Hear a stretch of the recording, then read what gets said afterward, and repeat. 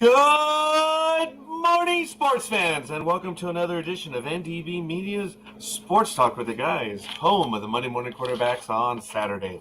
Good morning, ladies and gentlemen, and it is Independence Day weekend. And we'll get to Bobby Bonilla in just a moment because that was his day yesterday, July 1st. Today is July 2nd, 2022. I'm the Scorekeeper. Good morning, and once again, if you didn't hear it the first time or the second time, good morning. Did I tell you I was a scorekeeper? I think I did. Wow, what a glorious day. Saturday morning. Today's the Monday morning quarterback on Saturday. Sports Talk with the Guys.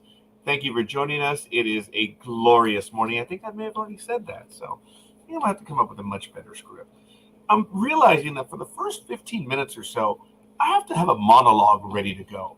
That's why I have a lot of material, and I wait for my co-host to join me. I don't know if Speedy's going to be able to join me today because it looks like he's having some computer issues, and hopefully it's not too difficult, but hopefully he will be able to join us shortly. Apparently he was doing an update on his machine, and it's still giving him problems. Boy, have I had those issues. But hopefully I won't have too many of those issues because I have my new baby right there. You can't see her. She's right there. She's an i7 quad core. I know I'm bragging. 32 gigs on the RAM. Oh, I only have 1 terabyte of hard drive. Should have had 2, but yeah, I can do the idiot that I am. I didn't want to spend another $100 just to double up the terabytes. But I'm an internet guy. I don't really need memory, even then on the machines. So I feel I made the right decision, but I'm always going to second guess myself because I do. But it is what it is. And I do want to welcome our first soul joining us. We already have people watching the program, so thank you. Let us know who you are and where you hail from. We are on air. My goodness. I'm going to do the math real quick. November of 08. So we'll just do it this way. 09. Oh, hey. My handy dandy calculator. 09. Good morning, Tony. Thank you, Tony. Thank you for joining me. If you're on another long trip today, hopefully we'll be able to make it easy. Dude, you work a great deal more than I do. You are the man. You are the real one. I am lucky in what I do. As you all know, I am employed by a local government agency, and I've been involved. Correct that. I've been employed by them for over 30 years in November, which is about the time Sports Talk with the Guys anniversary is. But that's neither here nor there. And, well, let's do this. In 09, completed our first year, 10, 11, 12, 13, 14, 15, 16, 17, 18, 19, 20, 21, 22. Wow. 14 years we are in. 14 years doing Sports Talk with the Guys, which our first program was on November 1st. And this year, the anniversary program would be, I suppose, on November 5th. We kick off the 15th year of Sports Talk with the Guys. Wow. And, of course, NDB Media began on Tuesday night, officially on the last Tuesday in September. So our network anniversary is this year. It'll probably be September 26th. We're going to kick off our 15th year. Wow. I've always looked at it differently, folks. And again, good morning to everyone. Thank you for spending time with us. We have you on YouTube. We have you on our Sports Talk with the Guy page. We also have you on Twitch TV. Thank you. Let us know who you are and where you hail from. Appreciate it. Aisha. Hey, see, subconsciously I did that. I had a cup of Joe. Yes, I know. I was too lazy. It's hot out here. It was 100 degrees outside. That means it's 115. Wow. Watching from Fort Wayne, Indiana. Who'd you piss off, Tony? I've never been to Indiana, but one of these days I'm hoping to do that. Airline prices have shot up. And this weekend, oh my goodness, I don't think I'm really going to go anywhere. I may take a drive tomorrow somewhere. I don't think I even want to go to San Diego or Santa Barbara. It's jammed. This is the first real holiday post-COVID. Well, actually, it's not post-COVID. But things are out of control. I am a COVID ambassador for my employer. Completely volunteer. Oh, wait. Completely volunteer. So, I did a video driving yesterday. And I was at an intersection, and instead of doing that, I did this. And the person across the intersection gave me a, and what the hell are you doing? I think it was a guy, too, so I don't know. That's sexist, old, whatever. Oh. We do have a water shortage. If you saw my video when I was arriving home, I did showcase a picture of the front yard. It's bad, folks. Everyone has their lawn manicured except us. So yesterday I went to Home Depot to purchase a lawnmower because the one that I've had did not work. And in the Latin world, that's cheap. Codo. Oh boy, did I go codo. I bought myself a 13-inch lawnmower. You know what a 13-inch lawnmower is? It's that big. Oh, I mean, it cuts grass, but oh man. So I cut about a tenth of my backyard yesterday, so the path is clear, knowing there's a cement path on the sides, and around the garage. Oh, I'll take some stupid pictures to show how sucky my life is right now. But I'm going to start, because it's so hot, after the program is over, before ever knew, I'm going to go out and mow for about 15 minutes. Because the reality is that I'm allergic to the two most common types of lawns in Southern California. So I've always joked that whenever my nose or I get watery, I can always say, okay, neighbor 3 streets over, third house on the right is mowing their lawn. I've always had it. It gets to the point where I'm unable to breathe because I'm allergic to that stuff. So I'm the typical Latin. I should have a concrete front yard, but I don't. So, but anyway, we are in hell today. Let me see what it's going to be. Surprisingly, it's only going to get up to 88 today. It is 63 degrees right now. It's going to be an overnight low of 60. Oh yeah, Tony, share the agony. I was able to cut the lawn yesterday for a short while, but I have calluses from mowing the lawn. Oh, it's embarrassing. I still feel the sting on the lawnmower. But at 63 degrees right now, it's going to be 88 overnight low of 60. It's going to be 76 degrees this morning, the next few hours. So, all right, humidity is 78%. I already have the AC on the background. I don't know if you can hear that metallic hum or noise. Pressure is 29.93 inches. The visibility is 10 miles. The sun did come up at 5:43, approximately 26 minutes ago. It's going to set at 8:06 p.m. The wind is heading to the northeast at 1 mile per hour. The dew point is 56 degrees, and UV index, of course, at this hour is 0 of 10. And we are in a waxing crescent for the moon phase. So thank you for taking a quick look at hell where we are. If you want to share your temperatures, by all means, kind of cool to see where we all are in the world and see how some of us are doing well and some of us are just flat out suffering. Back in 1906, the New York Yankees win by forfeit for the first time. Funny how they were postponed yesterday, but we'll get to Major League Baseball in just a moment. Oh, clicked the wrong button. Alex Morgan, Diamond Bar, local, just not even 6 miles. Between 6 and 8 miles away. Alex Morgan celebrates her 33rd birthday. Today, Joe Thornton celebrates his 43rd. Jose Canseco celebrates his 58th. And Richard Petty,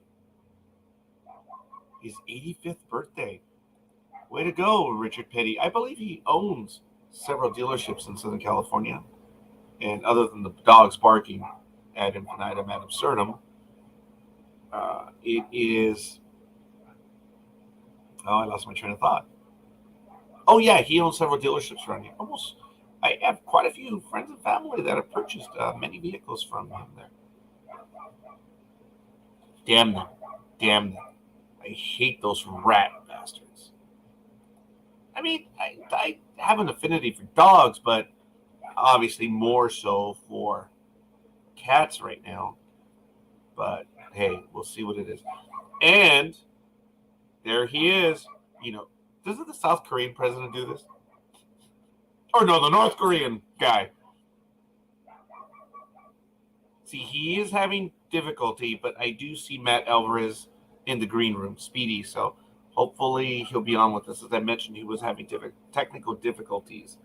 So, dude, heat up the burrito first, then unwrap it. Back in 1959, Hoogie Drexler, jockey. Oh, forget that one. That's another birthday. Where are the events? There we go. So back in 1906, the Yankees won by forfeit for the first time. Wow. Awesome, don't you think? Back in 1951, Bill Veeck buys the St. Louis Browns from Bill and Charlie DeWitt. More like DeMorons. But after the 1953 season, sells franchise to Clarence Miles, and the team moves to Baltimore. I guess they become the Orioles. I don't know if that history is correct. Back in 1961, amidst 5 New York Yankee homers versus Washington, Roy Ramirez, my tocayo, hits 29th and 30th en route for 61 for the season. Not bad. Back in 1966, Wimbledon women's tennis, American Billie Jean King beats Maria. Is it obvious I haven't read it? Maria Bueno. Was she good?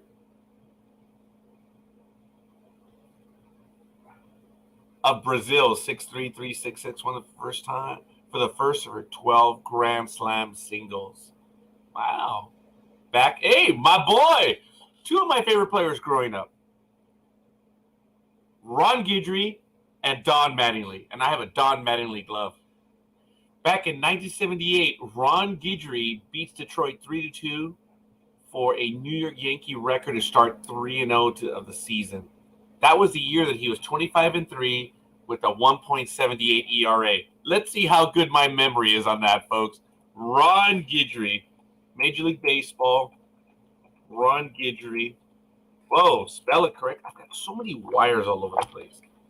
I told you I have a brand new computer, so bragging again, and my phone's getting in the way. So, spell it correctly. Ron Guidry stats. Look them up. I guess we'll look at the Baseball Reference Almanac. We'll do it right here so you can see. I said he was 25-3 with a 1.78 ERA. Let's check it out. Just going by memory. 1.78. Oh, I said 1.78 ERA. It was a 1.74. Folks, what an incredible season that he was. 25-3. 893 winning percentage, 174 ERA. Started 35 games, had 16 complete games, 9 shutouts, pitched 273 and 2/3 innings, 187 hits. That's almost 90 innings. That no batter got a hit. Gave us 61 runs, 53 earned. Gave 13 home runs, walked 72, only 1 intentional walk. That's how impressive he was. Struck out 248. Wow, that was an impressive year, no doubt. Just impressive. So I have to go back to remembering. Oh, I said 178, right? I was thinking of 278 ERA this next year. Ron Guidry was my favorite pitcher. Want to see him pitch several times.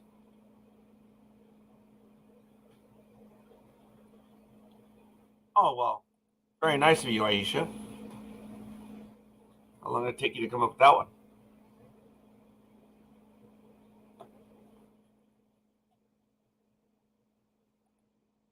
Anyway, it was Ron Guidry. I was talking about my childhood hero.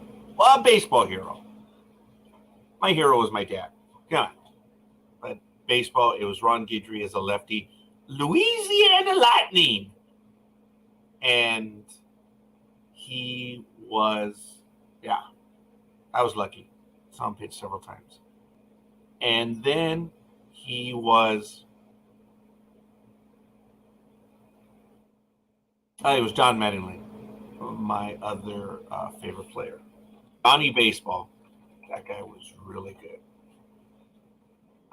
Saw him pitch several times. We went to a Yankee game over at Anaheim Stadium. And it was a Yankee game at Anaheim Stadium. There were more Yankee fans. I felt so secure going down to Yankee Stadium. And Dave Winfield came out to the front. And he instantly got mobbed.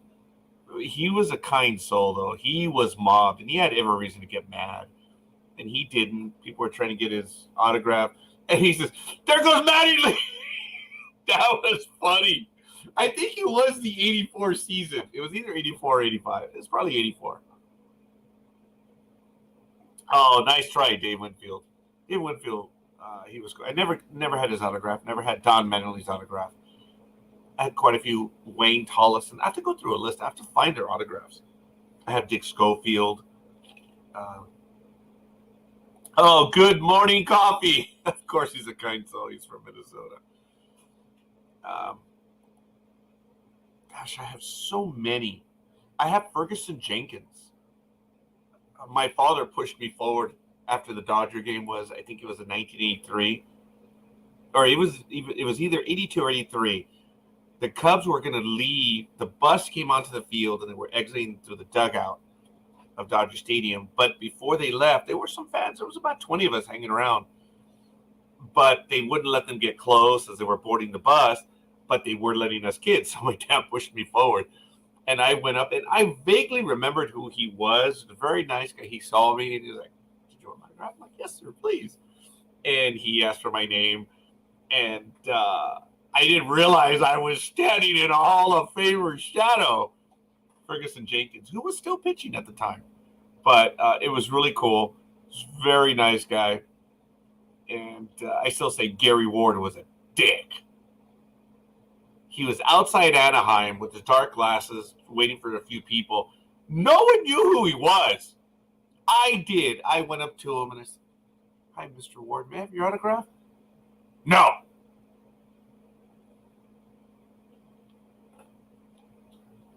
Emotional damage. I should have played that one. What a dick.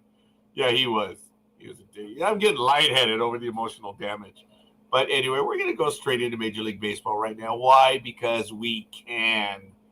And it's rightful that we should. So in yesterday's action, folks, on July 1st, which is Bobby Bonilla Day. So actually, I'm going to get to Bobby Bonilla. Yesterday, folks, it is cool. It is Bobby Bonilla Day in Major League Baseball. It is not celebrated by Major League Baseball, but it's celebrated by all of us. What a glorious thing. We all celebrate Bobby Bonilla Day. And there's actually another player that's in a similar situation as he is. And I should have written it down as to who it was, and I forget the day. But as you know, it's a holiday of sorts, which is celebrated everywhere by baseball fans who use memes and jokes to talk about how the New York Mets. But there's another team who does this also. It's funny. It's in the article. Pays someone who's been on the field, who hasn't been on the field since 2001, over $1 million every year for a while. Let's take a look at the breakdown. He's a former Major League Baseball outfielder, third baseman, and first baseman who was a six-time All-Star during his career, who I did see play at Dodger Stadium, which was really cool. He won a World Series ring with the Florida Marlins. He was a pretty good hitter during his 16-year career. That did include 16 stops. But why do we celebrate on July 1st? Because he's getting a payment of $1,193,248 from the New York Mets, along with $500,000 from the Baltimore Orioles. So they're in on it too. Way to go, man. Why? Because the Mets bought out a nearly $6 million contract in 2000. But here it says, but the deal was that they pay him basically $1.2 million for 25 years, from 2011 to 2036. Basically, the payout with interest. They were offered 8%. The attorney, the agent, the accountant, their own number out there. And the guy says, just offer 8%. Just, wildest dreams, and we'll negotiate down. Well, the team accepted 8%. I've talked about this. 8%? 8% off anything is retirement money, folks. Most retirement programs try to get between 6 and 8%. If you can get 8% a year, you're going to be just fine. Let me show you why. So you have $1,000. This is easy. Times 0.08. That is $80. All right? $80. Just off 1,000. Where are you going to get that in a savings account? Nowhere, nothing now. That's 8%. All right? So the next year you have 1,080 times 0.08. Whoop, I did 7. That's now $86. So in 2 years, you are already at $166. Where are you going to get that off a savings account or even an investment account? Okay, one investment account, you may get a little bit better. But this is just 8% for money that's just going to be deferred. And you're going to see it years later. Now, the reason why the Mets were willing to take that hit at the time is because they were involved with Bernie Madoff, as we know. And they were making a killing. So, as a matter of fact, I talk about it right now. So he's going to receive $1.2 million. No, it was actually the first payout would be 8% for 25 years from 2011 to 2036. Wow. Because of the Wilpons, the previous owners of the Mets, and their involvement with investing in Bernie Madoff, who turns out to have scammed investors with a huge Ponzi scheme. Yep. So that's a lot, man. And it's another reason to laugh at the New York Met franchise. I love it. I love it. I love it. Hey, no one chose to pay him. No one chose to come up with that deal. Management did. So, some of them are making a lot more than Bobby Bonilla, but it is still a lot of fun. And I think we have a few other players. So I'm going to put this article up in the chat room. You guys may like that one. But Bobby Bonilla Day was yesterday. And it's absolutely awesome when an average Joe screws the corporate titans.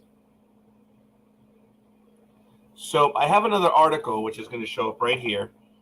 And it talks about 8 other players. So this one I need to save. Max Scherzer? The Nationals owe him $15 million a year over 7 years between 2022 and 2028. Steven Strasburg, he's earning a total of $80 million deferred from 2027 to 2029, an annual value of $26.6 million a year from the Nationals. Wow. Francisco Lindor, he'll make $5 million a year from 2032 through 2041. That's baller money, folks. Jacob DeGrom. Funny how there's a lot of Mets players. $52.5 million deferred. $12 million in 2020, $13.5 in 2021, $50 million in 2022, and $12 million in 2023. Wow. Christian Yelich. He's a young player and he's already getting deferred money. $28 million deferred or $4 million per year. If the mutual option is declined, deferred money is paid at $2.5 million each year from 2031 to 2042. If the mutual option is exercised, deferred money is paid at $2.3 million each year from 2031 to 2041 and $2.7 million in 2042. Wow. Freddie Freeman. He received a 6-year, $162 million contract with the Dodgers, but it includes $57 million of deferred money. The deferred payments are without interest and will be paid from 2028 to 2040. Really? I didn't know that one. Okay, obviously he didn't have me or any other accountant part of the firm. Dude, 2%. Magic number is 8%, but whatever. Okay, Freeman. That was stupid. But anyway, Chris Sale is due $10 million a year from the Red Sox from 2035 to 2039. Wow. Alex Cobb. He's with the hated ones, but he's getting over $5 million a year from the Orioles this year through 2025. Wow.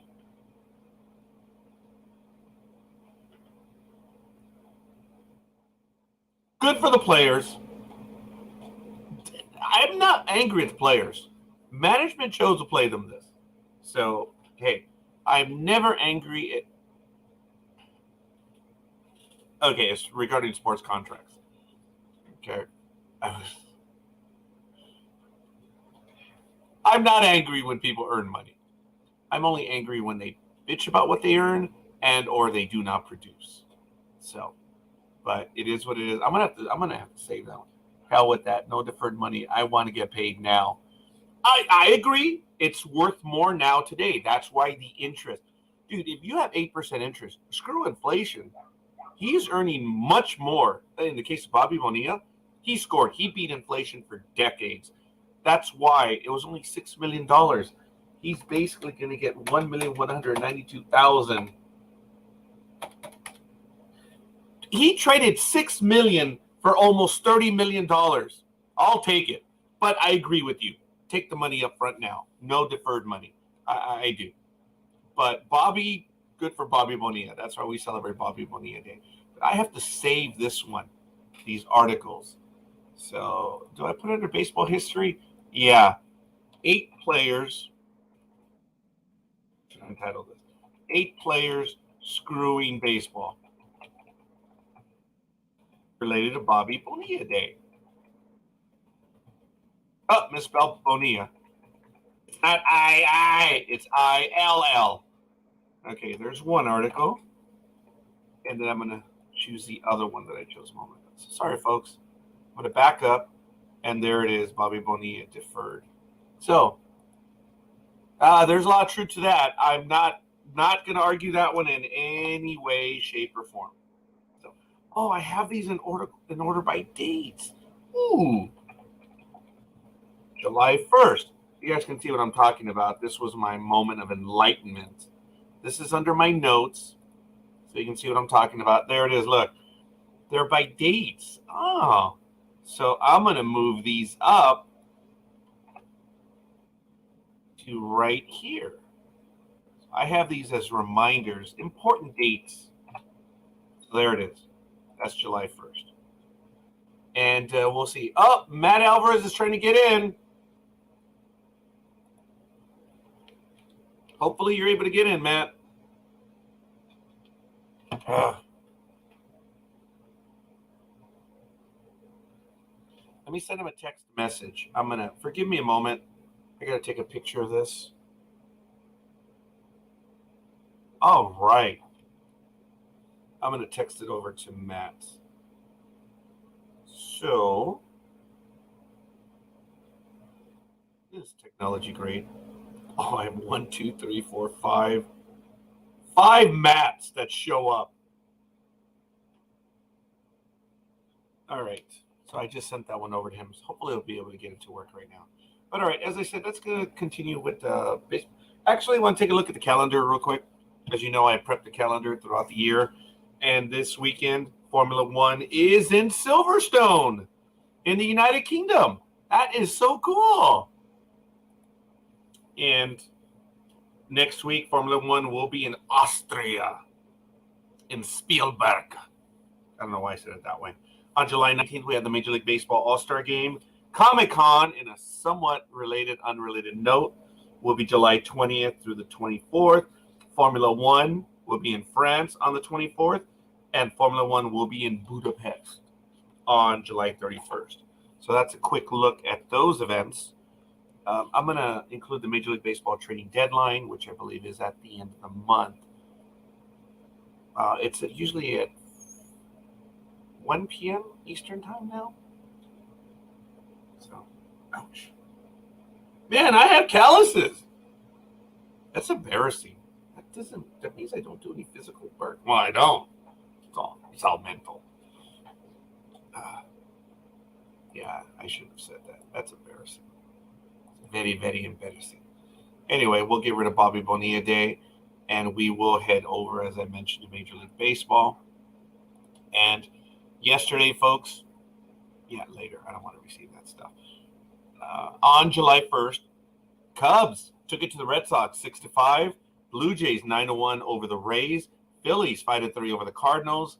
The Miami Marlins 6-3 over the Nationals. Or maybe I should say the Capitalists. But let me see.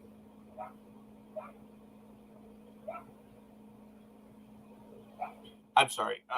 Coffee has a great comment right there. I have a buddy of mine who I respect and admire a great deal. I've gone to baseball games with him. It's another Peter in my life, but he refers to this player as being the greatest ever. No. But wow, it was annoying me a while ago. But Coffee, AB Plus Brothers, yeah, he's a good player, sure, but Adam is well below 5 and way out of a playoff spot. Oh, if you were on a competitive team. Okay, appreciate that, Coffee. I thank you for that. Again, AB Plus Brothers should be on the same page. Braves 9-1 over the Commies. The Cerveceros, I don't say that's the Brewers in Spanish. 19-2 over the Pirates. I secretly, I think I'm a Pirate fan or a sympathetic one because I love when the Pirates do well. Folks, as I've said, when the Pirates do well, baseball does well. Think about it. It's better to see the Pirates winning because they're in a division that they can create a lot of havoc. I prefer to see the Pirates win. I'm not a Pirate fan, but I'd like to see them do well. But anyway, we are family, I guess. The America's AAA team 3-1 over the Tigers. I'm sorry, the Metropolitanos 4-3 over the Rangers. You know, the Mets. I should just say Tanya's team. Tanya, thanks for, as she's a real sports producer in the real world, and I love it when she comes over and spends a little bit of time with us. She started out with us. That's my claim to fame. Bernardo Osuna was also on with us, which is kind of cool. And we've had a few others that have visited with us. But as I say to Bernardo and I say to Tanya, if they ever spend time with us, they're slumming it. But it is still great whenever she does show up. She shows up every now and then on a Saturday morning, which is really cool. But anyway, the Diamondbacks 9-3 over the Rockies. And the A-Holes 8-1 over the Angels. Thank goodness I didn't go. Oh, well, it's at Houston, so I wouldn't have witnessed that one. The Minnesota Twins. Oh, okay. The Minnesota Twins 3-2 over the Orioles. Dodgers 5-1 over the Padres. See, both of my teams in that conflict I'm not happy about because obviously, I'm a Dodger fan, a casual Dodger fan, but I'm also a Padre fan. And the Athletics took it to the Mariners 3-1. The Black Sox shut out the hated ones 1-0. And the Yankees and the Guardians, or the Indians, as I should say, were postponed. So it looks like there's going to be a doubleheader today. Here are the standings in Major League Baseball effective today, July 2nd. The Yankees are 56-21 with a 727 winning percentage, followed by Toronto 12 games back, Boston 13, Tampa Bay 15.5, and Baltimore 21.5. In the American League Central, the Gemelitos 44-36 with a 550 winning percentage, followed by the Indians 1.5 back, the Black Sox 5.5, the Tigers 12.5, and America's AAA team are 13.5 back. In the American League West, the A-Holes are 49-27 and 645 winning percentage, 12.5 back. The Rangers are 12.5 back. The Los Angeles Angels of Chavez Ravine are tied with the Seattle Mariners at 13.5 back, and Oakland is 24.5 back. We have a little bit of Oakland news. We'll get to that one in just a moment. Get to that one in just a moment. In the National League East, the Mets, oh my goodness, the Amazons are 48-29 at a 623 winning percentage. The world champion Braves are 3.5 back. Philadelphia is 7.5 back. Tony's team, Miami is 12 back. Washington is 20. In the National League Central, the Buccos, Milwaukee Brewers, 45-34 with a 570 winning percentage.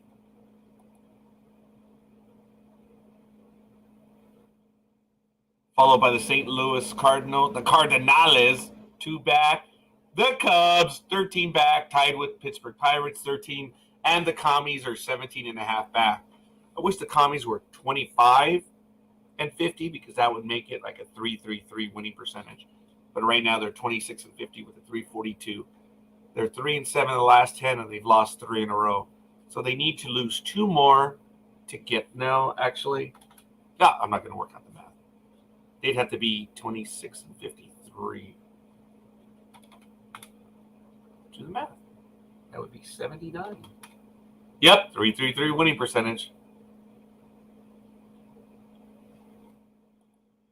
Oh, I believe that it is.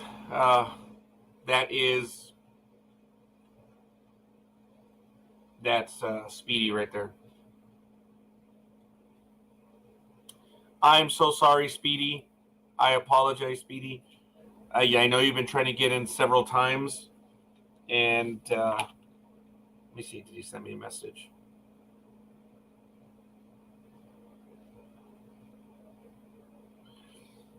Yeah, look, Speedy, I apologize. Yeah, I'm not able to have you call in. But you can use your phone.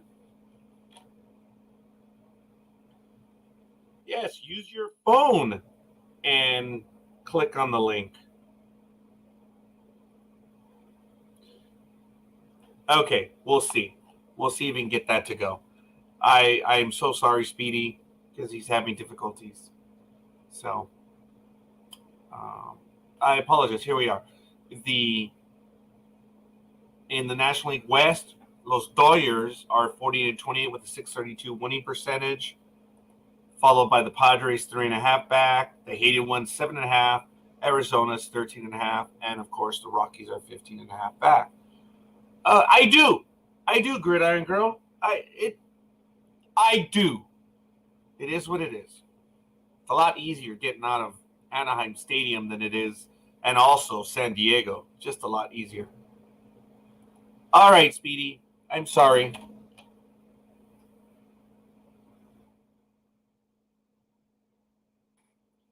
I apologize. So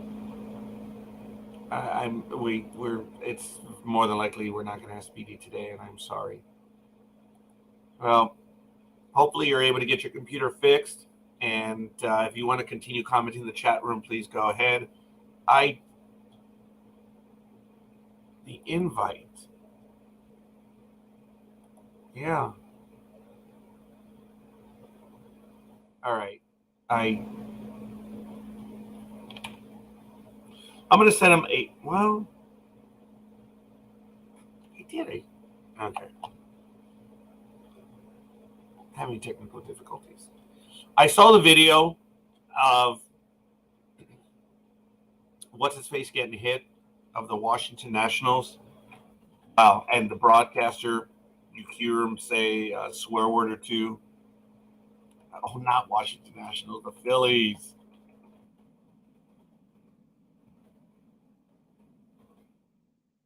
And it was bad.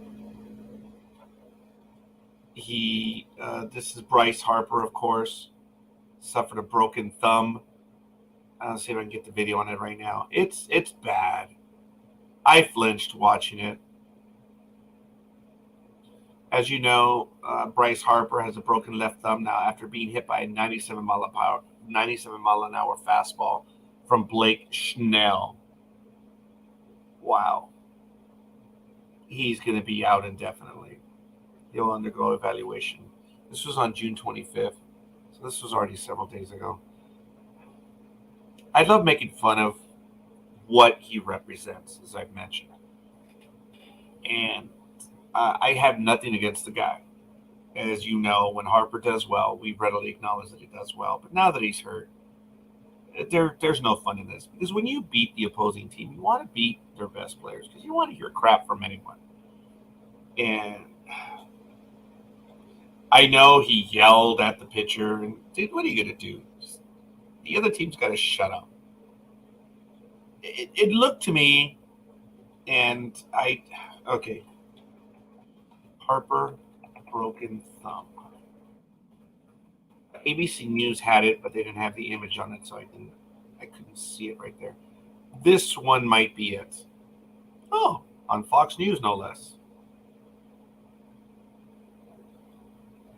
Okay, I believe we have it, and it was by the San Diego Padres. So check it out. I'm going to switch over to it right now. And here it is. Here's the image. Okay, sorry about that, folks. The image is not that clear, and I'm so sorry, but there it is. Look. You hear the announcers. Oh, man. I mean, they know it's bad. Okay, there it is. It's clear now. Oh, it's the video. Because it's clear. It clears up. Let's see if we see it again. It's bad.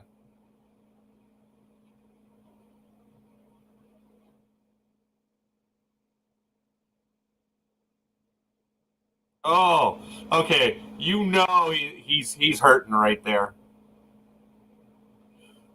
And folks, give me one quick moment. I'm going to bring on one of our stars here on the network.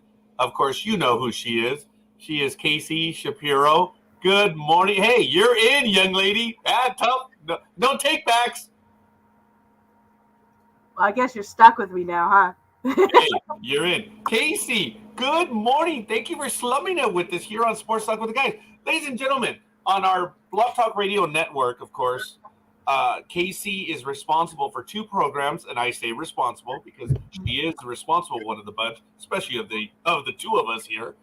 So she has two wonderful programs here on the network. But Casey, thank you for joining us.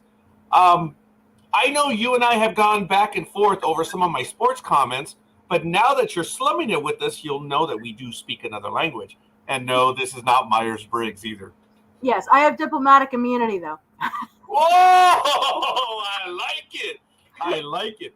Good morning, Casey. So what does bring you into these neck of the woods right now? Well, I'm up for a couple of things I got to do this morning, and I sat down at my computer and I saw your notice that you posted on the NDB Media page, so I thought I'd stick my head in and see what's up. Thank you, Casey. Would you kindly let everyone know the programs that you have here? And folks, these are big programs on our network right here, and one of them is on Wednesday, every other Wednesday, and then one of them is on Sunday, which is quite a bit. Casey, please go ahead. Right. Let them know.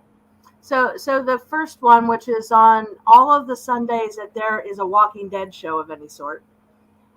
We have the Walking Dead online viewing party, and the name will change if it's Fear or World Beyond or whatever else it is.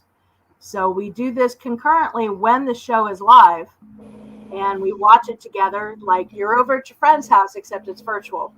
And then when the commercials come on, we trash talk things and talk about trivia and birthdays and other things coming up, new shows coming up and all that. And then the other one, which, as you mentioned, is every other Wednesday, which will be this coming Wednesday, is the Rock and Roll Shrink, which is a show that covers psychology and classic rock together, featuring Dr. Stephen Mathis, who's an Atlanta psychologist. Oh, he's Atlanta. I am so sorry. I have been insulting him for years, thinking that he was from Florida. No, he helped out with a rehab facility in Florida that's actually privately sponsored by Steven Tyler. Yes, that. Really? Yes. Okay, folks, I don't know anything about music, but I do know Steven Tyler. Well, the name. I mean, they're not besties, but Tyler got invested in this rehab program, and that's one of his specialties is working with addiction. So he helped them out. And that may be where you got the Florida thing from. I believe so. Now, Casey, here we go. This is the first real reprimand because, actually, no, this is the first host reprimand of the day. Where I said, being responsible. And this is Speedy, who's having internet difficulty today. He's having a lot of difficulties if he's sassing like that, but all right. Oh, yeah. See, this is why Casey is genteel. She uses the word sass. I call it attitude. Well, I have attitude, but not right now.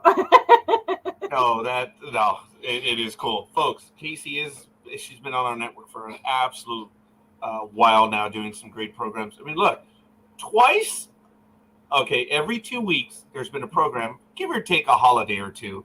Yeah. But you're on episode number, what, 170?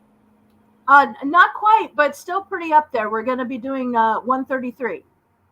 Okay, it's always for me to exaggerate the numbers. It's okay. And in your defense, some of the episodes, we had so much information, and we did not want to shortchange the listeners and leave it out. So they ended up being like two-parters and stuff. So, individual episodes may be closer to the 170s. That's interesting. Okay, yeah, it's been a little bit, but folks, you hear that I comment, and I'm going to make Casey flinch because it's beyond a joke now. Because okay, as you know, I attended a high school seminary during my high school years, all 4 years. So I was studying. And in fourth year, good old Father Ed Dover, a man who I respect and admire, gave us a certain test. Oh, my God. Panacea. It was like, oh, my goodness. It was like my lights were there, and I got it. I understood it. I lived it. I purchased a book called Type Talk. I studied it a great deal. I was one of those type watchers. And I know Casey's flinching, like, will you shut up already? Because it's something that is going against her thinking, and I can never, ever speak to Dr. Mathis straight on, knowing that I believed in this. So anyway, they're doing a program about this, and I come ready to play. Several other friends come in ready to play, and we got bitch slapped. Just got bitch slapped. And it was funny because we went in to talk about Myers-Briggs. And I think it was like 1 minute in, both Casey and Dr. Mathis professionally and humanely bitch slapped our thinking about Myers-Briggs. Casey. I find it funny that you spend much more time picking on yourself for that moment than I ever have. It was damn funny. It was also a traumatic moment for me. I'm like, it's fake. Actually, it's not fake, but we need to clarify right now. It's bad science. That's not really quite the same thing. Yeah. These people who, Myers-Briggs, and I believe there was someone else involved in it, they did a study. They did some background. To give them credit, you would call them, professionals would call them pseudoscience, right? Or no, not even that. Well, no, I mean, really, the thing of it is that none of them had a scientific background, a psychological background, even, a counseling background. They're just lay people. They're just some rando that you could pull off the street. And they looked a few things up, but they didn't really know what to look up, and they kind of pulled it out of the colon. They didn't watch it, but still. They did. I get that, and I acknowledge that because I did know their bios and stuff.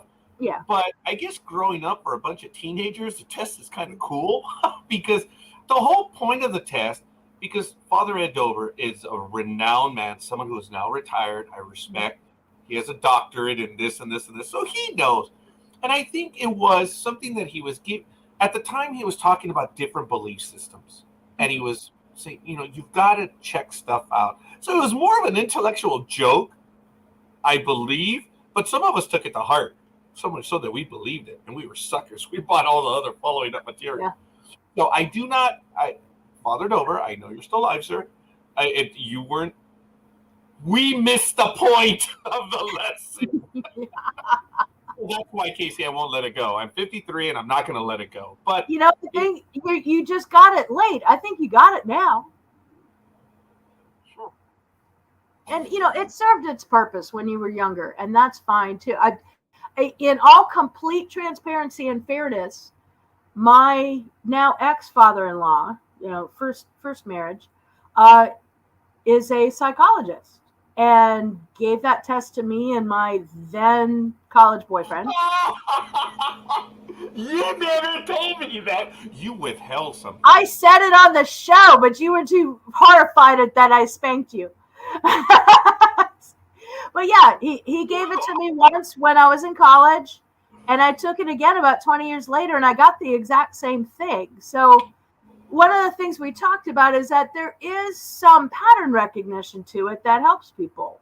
And that's part of why it lingers. And there, that's nothing wrong with that as long as you understand what it is. That's nothing wrong with that. Yeah, and my realization did, come at that point where it was, it's maybe something for kids because it is kind of cool. The way Father Dover explained to us is, you have to pay attention. You have to watch. And this was a nice vehicle for you to have some sort of, I guess in layman's terms or kids' terms, where you could start learning those things. It was kind of neat.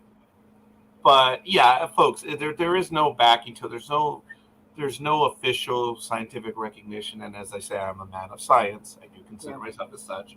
But this was one of the most traumatic moments in my life when I found out that this was not accepted. I think I'm still traumatized. You would be amazed how many corporations use it officially in their HR. Yeah. And every time I see that, I'm like, nope, I'm going somewhere else. Oh, no, not at all. I was going to make it clear that right now, when you said the realization hit, I was like, oh, I haven't changed my dating profile yet. It says INTJ. You see, I understand also the percentage of people who are INTJs. I'm like a 1 or 2%. So I'm like, hey, that's mine, baby. I'm keeping. Well, you're laughing because we're very close because I'm an ENTJ. Yeah, we are. Oh, there it is. There's another reprimand. I apologize. But yes, there it is. There we go. Yes, I had a... They just want to see my dirty house. That's okay. Oh, not at all. Actually, at least you have part of the screen which is trying to work. The screen fills me. I have a green screen behind me, but this program doesn't actually have a green screen function that I can find. So it's doing that on its own. It's trying. It does actually have a green screen, but maybe not as the guest. But it's very particular, very annoying. I am not happy with the green screen functions, but other people have been able to make it work. I have not. I would help you, but I'm not savvy on StreamYard yet. I didn't dive right in. As you know, some of the program stuff, the content may have copyright issues with us coming on and broadcasting that while we're talking. Oh, for the yes. For the TV show, yeah. Yeah. And also, I'm not sure how the music works because we do use sample clips of things. Dr. Mathis plays things, but sometimes we also use tiny clips of stuff, ostensibly under fair use, but I'm a little fuzzy how that works. Yeah, and it surprises me on what it gets slapped on. Yeah. So that's the main reason I foot dragged about it is that if we're on video live like this with that content, I didn't want to get you in trouble for it. Oh, it's okay. It's the only ones that nail us are Facebook saying, oh, hey, there's content on here, so part of your video is silent. I'm like, well, I'm not copyrighted, so I'm still making them suffer. Oh, Casey, way off base. This is related. We're always way off base. That's part of the fun. Yes. Tax season related. I read an article. This is how much of a little rat SOB I am. And I think I shared this with the audience. When it comes to colors, a psychologist commented that tax preparers have the habit of using yellow notepads when we're in interviews. And yellow is a color that kind of gets people a bit nervous because yellow represents tickets, it represents reprimands, yellow is something that is not a nice color. So it's a government color. I'm sorry? It's a government color. Oh, that's pretty good. A government color, yes. Well, they said that we need to use mauve or olive instead to not have the clients feel as nervous. So I gave that some thought, and I said, well, right now I use white notepads for new clients, and I use yellow for returning clients, and then I use another color, which is, I guess, pink for everything else, whether it be amended returns, immigration work, or whatever. So I gave it some thought. I said, so my returning clients still see yellow? So I still get a chance to screw with them? Oh, hell, I'm not changing the colors. If I can get into, while we're doing the taxes and keep it yellow, I'm not changing. That is how evil I am. And Yeah, the story was about me, so I guess that pretty much ends it. You need a white cat to get like that. I'm sorry, what was that? I said you need a white cat to sit in your lap because you're a bond baby. Oh, yes. Now, my daughter, we had a cat dropped off. So we are now the Humane Society Center here in the neighborhood. We have discovered cats like, hey, you don't belong here. But that's another issue I have to You're resolve. telling the other cats that's what it is. Yeah. Cat, Well, there's this guy down the street. I think it is. I think so because we do feed a lot of wayward souls. But I am working on catching them and finding homes for them. When my clients come over, they say, hey, how many cats do you have now? I've been advised by legal counsel to ignore that question. That's my answer. My clients get a kick out of that. Or some of them get very serious. Like, he has legal counsel? Like, yeah, do you know who it is? It's Siri. Oh Lord, I thought you were gonna say legal Zoom for a minute. Oh, no. But I do have, you just call it mustard color. It's sort of a dark yellow. I like that. And Aisha, who is across the pond, she's all over in the United Kingdom. Oh, okay. She's giving me some cover. I'm like, no, Aisha, you missed the point. That's the color. I'm gonna continue using. Yes, if your mustard is that color, you have an issue. I like that. Why you're here? Because you are a bit of a sports aficionado. As I've mentioned, folks, this is the Casey that I commented about when I referred to a certain team as the Commanders. And we do it deliberately because we interchange names. We have all these different codes. Casey read it. I was like, wow, she read one of my posts. Thank goodness. And she said, hey, stupid. Not in that term, but I caught the innuendo. She goes, look, you're a sports guy and all. It's the other team. Or I said the Admirals. I deliberately went with the Admirals, and you said it was the Commanders. I'm like, Casey, we speak another language on Sports Talk with the guys. Lay off, woman. You are a hardcore Washington Redskin fan, are you not? It comes and goes. I was more of one when I was younger because I grew up across the street from the equipment manager in the 70s. Oh, wow. Okay. So you would have notable Redskins of the time coming over for pool parties and that sort of stuff. It wasn't fancy, but, it was just kind of cool when you're a kid to see people that you saw on the television coming over and having a pool party. That was pretty fun. But I think, honestly, Jack Kent Cooke was a putz, but he was very good at running that team. And when he passed, I'm not a fan of Snyder, so that my loyalties kind of waned when Cook went away. She's a colonial. Yeah, that's. We're getting a little bit of attitude from Aisha right now. And I did get a bit of attitude from a Gridiron Girl earlier because I said that I have an affinity for the Padre team as well. I was like, well, yeah, come on. But she said, you can't be a Dodger fan and a Padre. I said, yeah, I am. So, Scorekeeper's messed up. We know this. I'm a Myers-Briggs believer, okay? And we have Padres on Walking Dead now. Ah, yes. Now, what was the last joke I was going to have? No, it's not going to be the last joke on Myers-Briggs, but... I was going to say... Yeah, we're going to go. That's a staple now. Every time I come, you got to bring it up.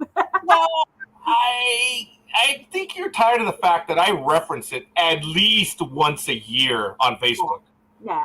Yeah, I do. I always return to it because... No, it's not that you don't. It's I'm not really that tired of it. I think I'm not as pressed about it as you think I probably am. I think you were just mortified at what you stepped in.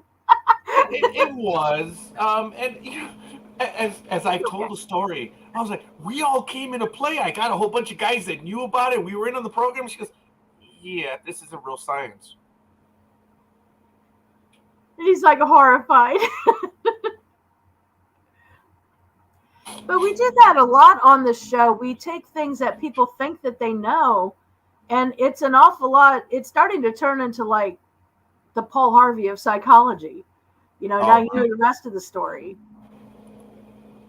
Wow. All right.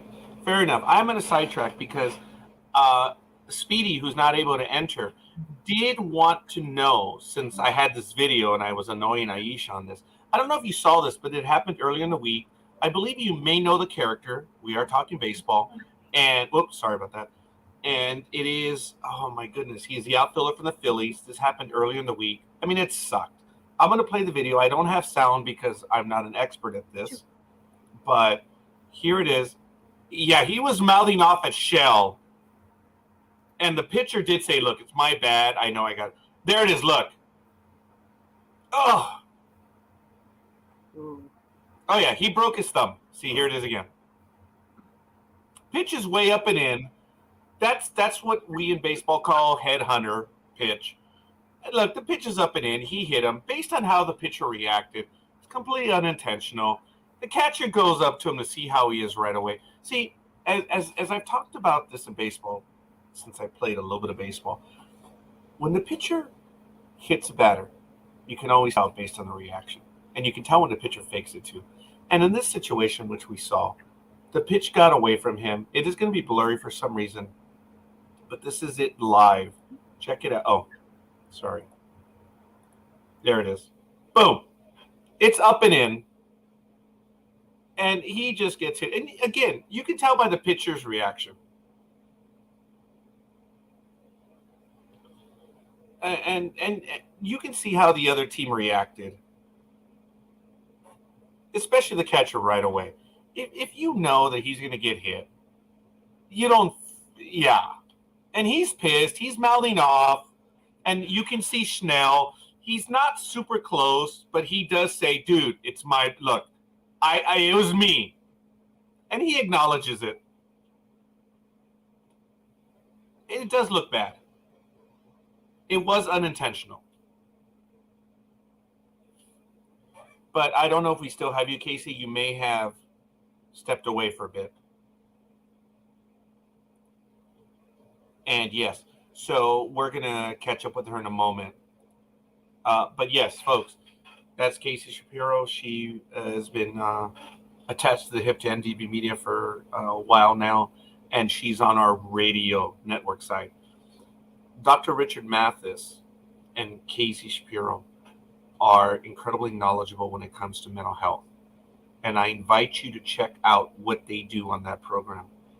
They are, for obvious reasons, not providing mental health guidance in a legal manner. They're providing you with information, but it's a lot of good stuff. The disclaimer is always, you need to speak to someone. But they are putting we're an informational program.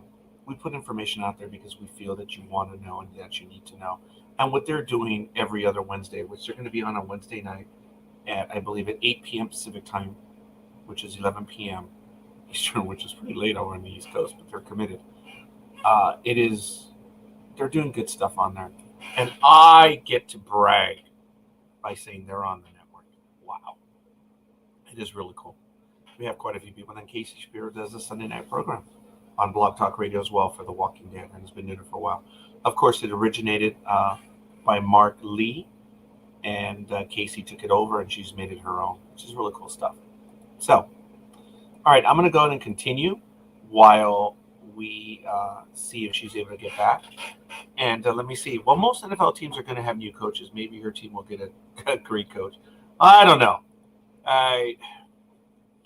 Dan Schneider has some additional accusations now directed at him. And it's never going to die with that guy. It is just absolutely horrid that is the situation. Now, remember, Congress is still investigating the fact that Dan Schneider and the team kept monies. And based on the structure of the NFL, this is interstate. So this is racketeering. This possibly, sorry, you didn't put that one in there, possibly. So keep that in mind. We're going to be following up on that, and we'll see. But we have Casey back. Thank you, Casey. Yeah, sorry about that. There was no typing in the chat because I'm directly on StreamYard. I was trying to tell you I had to go pick up my lunch. It was ready. Oh, hey, it's all good. Well, I'm glad you did. That's right. It's about 11 a.m. I'm going to send you a private chat. You'll see it right now on your board. Mm-hmm. I'm going to write test on there, and that's how we can communicate internally.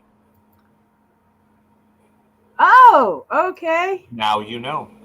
No matter what, Casey, I have to give you administrator access to this program so you can mess around and play with it. You don't need the invite. You can just log in.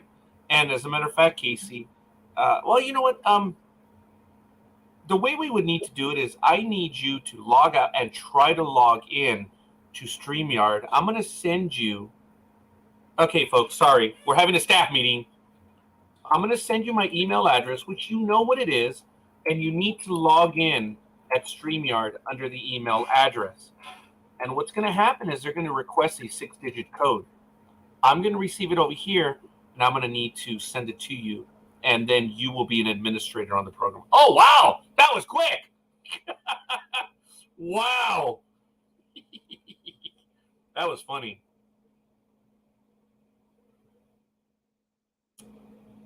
Oh.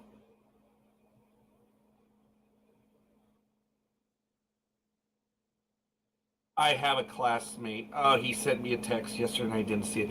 I was so tired yesterday. Damn it. I don't see why I didn't. Oh, I'm pissed off. Anyway, I'm closing a window right now. So we're going to continue. The Oakland Athletics got a significant vote from the Port Authority this week. So, okay. Hi.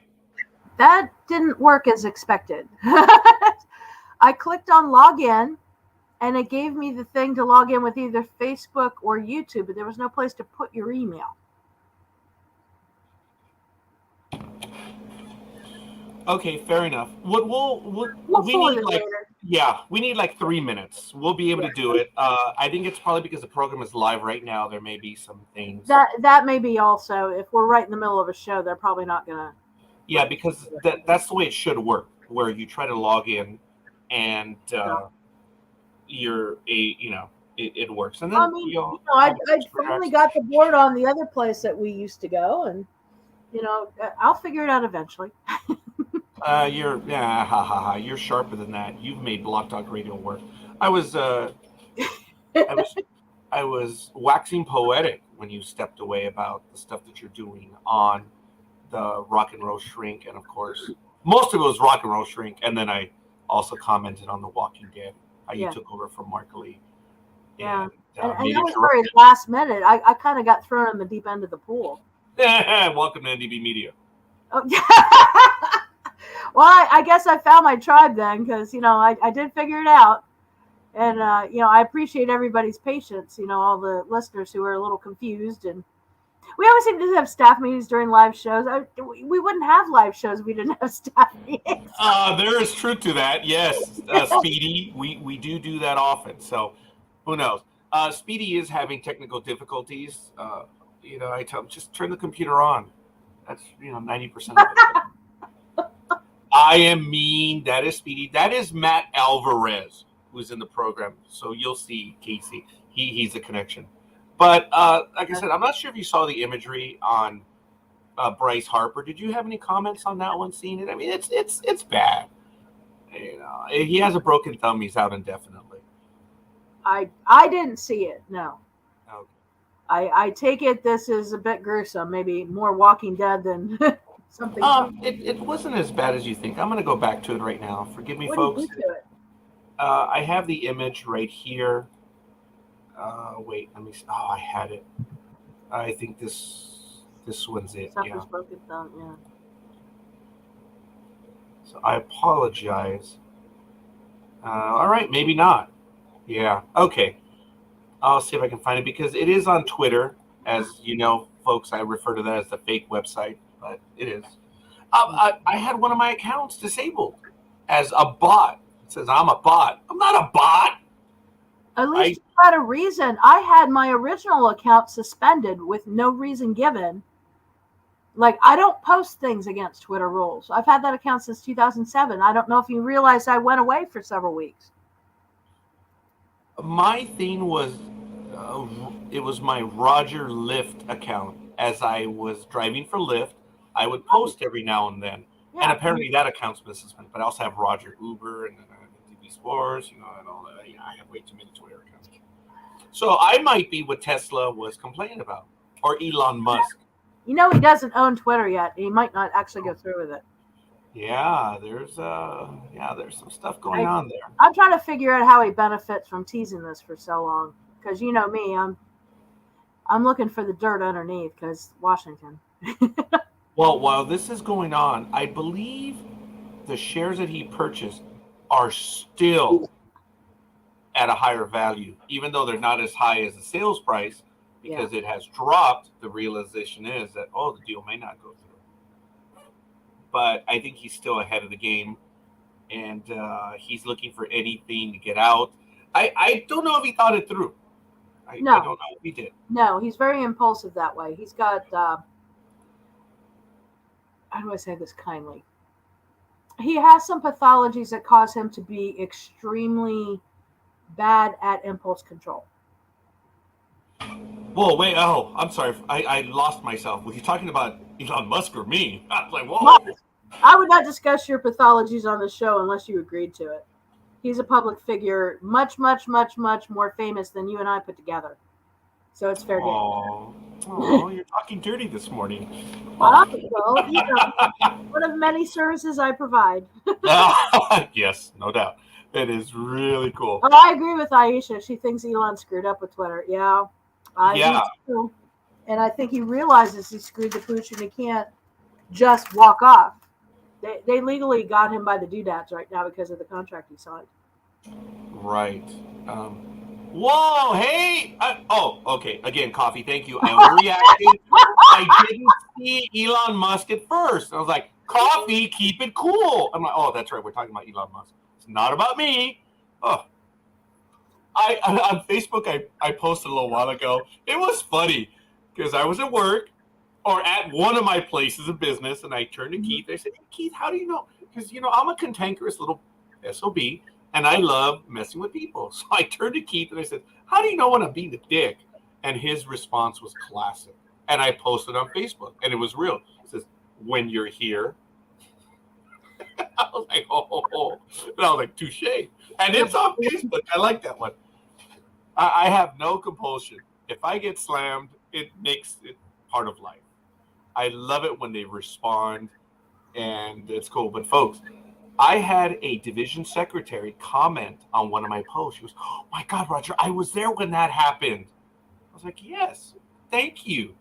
And by her commenting, people are like, you mean the stuff really does happen? Yes! Yes! That level of stupidity, only knew, Lord. that level of stupidity is real. Wait a minute, hold on. Hey, how come coffee gets the naughty words, though?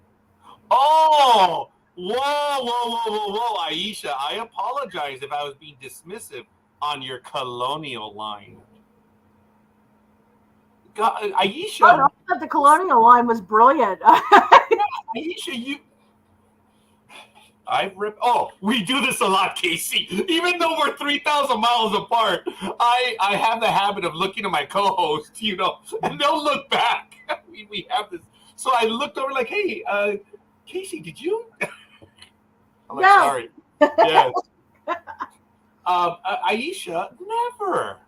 I've known you on, oh my goodness, for maybe 13, 14 years on Facebook. So you've known her longer than me. Yes, it happened early on. And as I tell people, I've told that Aisha is a very cutting and biting, sardonic commentary. It's really cool. And at first, she fits it just fine. Where I would post something and she would just, it's not, a knife through butter. It was Arthurian. It was like, I'm like, what the hell? It's like she would just go for the kill. I'm like, ugh. So she would comment. Just a flesh wound. I'm sorry? It's just a flesh wound. Oh, yeah. That's what she would say, a flesh wound. And I'm here removing the knife, wanting to choke that tear back, shove that tear back in there. Like, wow, that was rough. And then get off, colonizer. It took me to realize why I was like, okay, I get it. But I would comment, and she would just like, I was like, wow. Like, so it's not just me. No. Oh, okay, Casey. With respect, you are sharp, woman. but you are tame compared to this one. She Oh, has. that's a choice. I'm 3/4 Irish. Uh, Aisha, any comments on that? Okay, but by the way, Aisha, I've told you, coffee. When coffee loves to irritate everyone, and he gets under everyone's skin, and he's damn good at it. He is just good at it. He got under my skin a few times. You say this But with admiration. I'm just saying. oh, there was a lot of admiration because I was about to say that an understanding happened between he and I, where I commented about giving blood, a horrid situation in my life. I gave blood, and it's very rough for me because of needles. I'm afraid of needles. But anyway, so I gave blood, and I said I found out what my blood type is. I am AB positive. And Coffee, one of the programs, immediately says, "So you have the vampire blood?" So what do you mean? He says, "Well, I have it too." He said, "Our blood can take all other blood, but our blood is no good to everyone else. Yeah. So we suck in everyone's blood. We're the vampire blood." And, of course, I was like, "Oh, wow, that's cool. Oh, you're AB positive too?" So the brotherhood was established. Yeah. The one for you. Guess who else was AB positive? Was he? My Mark. Yeah, was he? Yeah. Not my co-host, but yeah, my Oh, spouse. wow. Yeah, and he thought that was very amusing because I'm O positive. Well, that's Universal not exactly. donor and universal recipient. Yeah. You saw me flinch when you said that right now. I was like, oh. Yeah. Yeah. Yeah. Now, let's see. Now, Coffee, who's on Twitch, thank you. See, now, that is cool. Oh, here we go. No, I never. You should know. I commented that you just had biting remarks, and I was like, I didn't get it at first. She says, "You make me sound such a bitch," but I can go with that. But remember, there's an ocean between us, or I'd be knocking on your door. Yeah. When I was down in Florida, I thought it was cool where I physically went out and touched the Atlantic Ocean. I really did. Okay, that was a big deal for me. See, I wanted my daughter to do the same thing because we were flying back that day. I'm like, Mika, let's do something that very few people have ever done. Let us go out to the ocean, touch the Atlantic. We're flying home.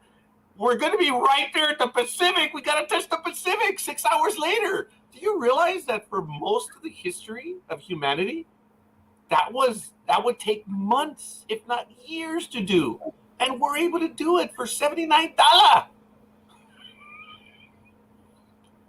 Oh. That's how much the flight cost. That was crazy. It was. And she didn't want to do it. So I kind of bummed by it. But my point is that when I did the live feed, Aisha saw I was doing the live feed and she commented about it, which was kind of neat. And she said, "Hey, you're 3,000 miles closer." I'm like, "Yeah, well, hopefully a little bit closer next time." So I thought it was cool. But yeah. Hey, so what do you have for your lunch or whatever? No, chicken soup. I mixed together extra noodle chicken soup and matzo balls, which I had in the house. I always do that because that's kind of a Mark thing. I like to have them. I have not had matzo ball soup in like forever. Oh, my dude, go make some. For the man who thought a dryer folded clothes for you, you think I know how to? You think I know how to make that? In a jar at the store, and I poured it into the pot, and I made the pot hot. It's a secret. I married in. I'm Irish. I don't make matzo balls. No. Oh, they're going back and forth. I love that coffee. Do you know how to use naughty words properly? Oh, let you off. Sorry. Yeah. I misread that as it faded. Don't worry. We do some of that here. Good morning, Roz. As a matter of fact, that's Rosalind, who's also part of the network. She is over in New York, so she's actually closer to you. Actually, everyone's closer to you than I am right now, which is kind of because what's his face? Coffee. Oh, and that's why I never have. This is a cup of Joe. Because when Coffee's in the chat room, it just doesn't sound right. Hey, I'm gonna have some coffee. Yeah, you don't want to put that in your mouth. No. You're welcome. Yeah, you beat me to that. Oh, yeah. You won. You win. Let's see. Jimmy Carr is. Oh my God, he is so funny. Yes. Jimmy Carr, the comedian. That's one of the few things I will thank from Facebook, from the reels, that I discovered Jimmy Carr. I didn't know who he was, and I follow him now, which is really good. Speedy, if you, my friends, saw our show where you first talked about Alaska, 3 of them marked themselves being there, thinking of moving there too. Roger started an Alaska movement. You know, I had 2 friends that just went up there on a cruise. You did start something. folks, you notice I pause and I do, folks. It did change my life. It did. Yeah. I've had a few people comment, much to my ego's happiness, that they have detected a change in me. Look, folks, I did. And I think I'm going to insult myself because I'm using an image and everyone will be able to use it for a meme, so go for it. But when I was in Alaska, you realize how big you are. And it is, speaking of nature, yes, I am a man of faith. I am. I don't talk about it that often because I'm a little stuck up when it comes to it. I said, well, I don't need to be a hypocrite and show off my faith. But anyway, I am a man of faith, but I'm also a man of science. And being in Alaska, being in there in April, seeing all the white stuff, and no, I'm not talking about a cocaine incident. I'm talking about natural things, seeing the immenseness, the raw beauty of Alaska. Animals just crossing the street. I mean, they do here too, but seeing They these survived it immense, in Alaska. let me tell you, there are distances. It was just unreal. And I had time to be alone, and I had the opportunity to think a lot of things through, and it did. And I was up there for 9 days to travel, and it was just incredible. It was just incredible what happened, and like I say, it did. It changed my life. I had time to think things through, and I visit with my assistant. We visit a restaurant called Applebee's, and we go there often. And and I call her barkeep because that's what Sheldon does. She's in the bar area. She's far from, but I call her barkeep now. Her name is Brandy. She's a beautiful soul, and we've been visiting there for 2 years, really because of her. But I've had time to speak to her, and I spoke of Alaska, and she said, "Well, I notice you've changed." And I said, "Oh, conversations about me now? Please, do tell." And she said that she detected that my confidence level had shot up. She said that there's an air about me now that wasn't there before. And she says, I who see you maybe once a week, have noticed a change in you. Wow. So I've begun to detect it. I know that it has, and I like the feeling. It is something that I'm hoping to continue that change, and hopefully for the better, to be a better person. I mean, that's what it comes down to, is just being a better person. You're more focused. In many ways, yes. Yes. Yes. That's one item, yes. He says, yeah, I saw Cat dead. What does this have to do with Alaska?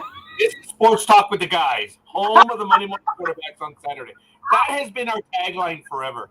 Because, folks, everyone who is in sports knows what a Monday morning quarterback is. Okay? Oh, yeah. That's why it's funny. On Saturday morning. But yeah, that's how far back we are. I mean, not only do we throw rocks, but we're throwing them from Saturday. Oh, my God. Cat killing is not a sport. No, it's not. Let's see. It reminded you of how small you are in the grand scheme of things. I think so, yes. Yeah. But let me see. Roger is professional foot and mouth guy. That's why we like him so much. Mm. Did you notice how both Casey and I at that exact moment said, The realization was like, yeah, thanks for playing. Next up on Sports Talk, water is wet. From the perspective of water. Mhm. Oh my goodness, that was from the perspective of water. Remember when he said that? Oh my God, dude, just shut up. Oh, that was funny when our president at the time used that one. He says, Roger, you got to go to Alaska. You got to go to Alaska. I'm hoping to go to Japan and have the same experience. We have talked Oh, about nice. that. Yeah. Folks, you just need to travel a little bit. You need to get away from where you are.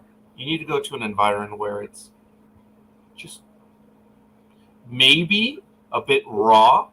I told you there was a moment where I saw the bald eagle, yes, bald eagle, flying, just gliding in the air. And then there was a hawk or a vulture. I think it was more of a hawk, but again, whatever. I don't know my avian friends very well.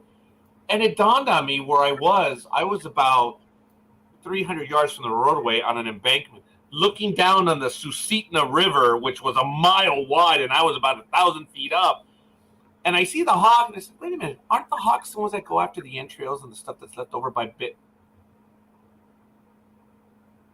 There's a bear close. I looked at the truck, and I said, okay, I was a sprinter in my youth. Just shut up. Don't think about it. Go! Just go. Don't think about it. Don't be stupid. I don't know if there was a bear around, but it probably was. I did get stalked. I stopped about 150 miles east of Anchorage, and I was taking more pictures, doing live feeds, and then up on the embankment, about maybe 60 feet on the other side of the roadway, maybe 80 feet, there was movement, and I saw it, and I looked up. And I said, "What's there?" And nothing else. I was over by the end of the pickup, and then I moved by the cab over by the hood, and I've got my phone, and I'm looking up there. All right, what is up there? And I stood there for about a minute, and then I said, wait a minute, I've seen this in a movie. He's looking straight ahead, and then he gets hit from the side. I'm like, oh, hell no, I'm getting out of here. But what more? I thought it was maybe a caribou due to the embankment, because a moose would not have been able to get up on that embankment, or even a bit. Well, maybe a bear, but he had no business being there. But I was probably stalked by a squirrel, because, like I said, I didn't see the movement, and hey, it just is what it is. So I got in my truck and I left. So My sister got bitten by a moose once. No. really? It's a Monty Python joke, sweetie. Oh, okay. Oh, please have been an autocorrect that actually works. No, it's not going to happen. But this is cool. I'm glad that. And the reason why I show off all the comments is because it is good. Now, you as a co-host are able to do that. Are you able to see the feed, Casey, on all the comments? Yes. Click on any of them. Click on them. Okay. Like right in the middle. I can't interact with them. Oh, really? I can see them. Oh, okay. So you may not be able to have. Oh, well, you're a guest, so you probably don't have that authority yet. I'm sorry. I was getting ahead of you. But that's how we do it. This is how we do it. Thank you. You have a singing voice. I do not. Everyone would have just been. So let me see. I want to go to Japan too. Aisha, you should take me as her emotional support animal. One of my better lines this week was a story that was told to me by a coworker. It's on my Facebook page, and I know, Casey, you saw it, and you put a smiley. No, you don't put smiley faces. Your faces are like, oh. I'm like, come on, Casey, it's funny. But I'm probably missing the point. Unlimited number of emojis to use, so I gotta kind of. Yeah, I'm okay with it. I'm thrilled that you comment, but here's the thing. I asked a coworker. I said, how do you do it working at the headquarters building, surrounded by so many civil engineers? How do you do it? And her response was classic. I know you read this one. He said, "Oh, Roger, once you determine where each engineer is on the autism spectrum, you're able to get along with them, and you understand them. It changes your life." And when she told me that, my first answer to her was in real life was, where were you 30 years ago? That's what I really told her. But for the safety of Facebook, I said, I have a new spirit guide. But that conversation did happen. And it was true. And I have a different outlook when it comes to engineers now. So I've been taking a crash course in the different types of spectrums. And I'm trying to identify the engineers so that I can communicate with them much better. We have shows on this if you ever want to listen. By the way. Yeah. See, but your program, as I mentioned when you stepped away, is for the good of everyone. Your program is trying to help people. Me? No. No. It would help you understand how to talk engineer.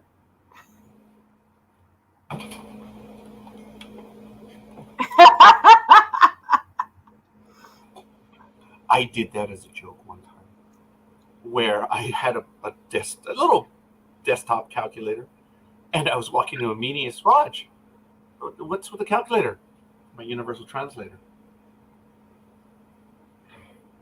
Well, what was really funny is a bunch of non-engineers another time knew I was going into a meeting, and there was about 6 of us.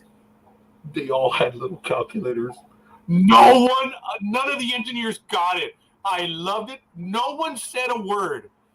But I sat down, put my little thing, deliberately had a calculator, and they all brought out their day timers. This is how long ago it happened. Their day timers, folders, and whatever. And they all had little pocket calculators out on their desks. I loved them. It was such a subtle commentary. Oh. The heathens of the world. But anyway, we have a few other comments. Yeah, I can't see Kavi's comments at all today. Sorry, man. Sorry, Speedy. Why don't you head on over to NDB Media? I'm sorry, twitch.tv/NDB Media, and you can see all the comments. Or on our other stuff. Hey, London and Rome is on our list. Says, I want support, not deserted right now, Coffee. Japan is only letting in groups, and I want to go places they're not letting the groups go. Still due to COVID, right? Yeah, I guess so. No, they don't use calculators.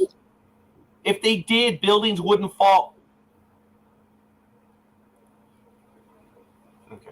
An engineer walked into an office one day, and I was like, oh. He's like, what's wrong? I said, which building fell? I'm surprised they didn't file against me. But when you have 30 years in an agency, they generally let the crazy old guy get away with it.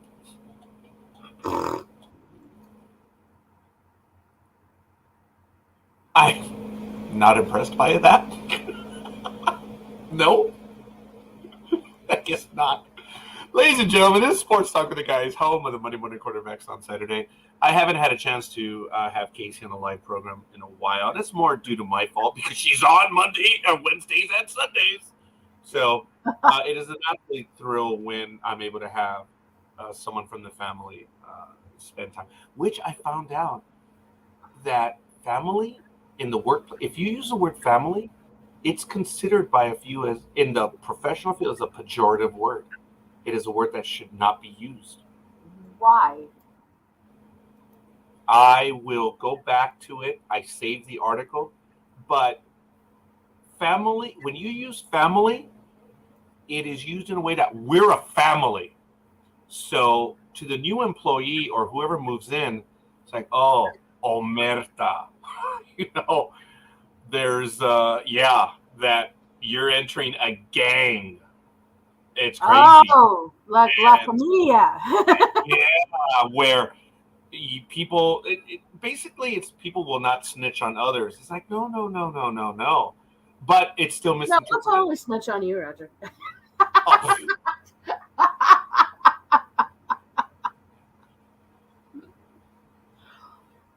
People have tried. Oh. Say my 31st year anniversary. Look, I know that I'm running out of string. That's why I'm leaving on my terms. March 28th, 2024. There it is up on my screen right there. But let me see. What does Copy say? You're doing it wrong, Roger. Really? No, I'm shocked. if you're relying on being old, just be a consistent a-hole.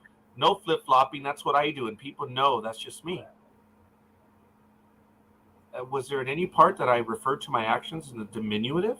No. I'm no filter. It's just, it gets old when you use large words, complex words, and the engineers just stare at you. I said, oh, I'm sorry, let me put that in numbers for you. And I would say 2 plus 3 equals 6. Say, that's wrong. Yeah, that's the word I just used. They just don't get it, but that's okay. That's just me being a jerk. You said you'd get away with it because you're the old guy. Oh, well, yeah, I do. I get away with a lot of stuff. But I'm not. Look, I try to make people laugh. And I tell people, if I say something that insults you or hurts you, please let me know. You're not. I'll argue with them or not, but please let me know.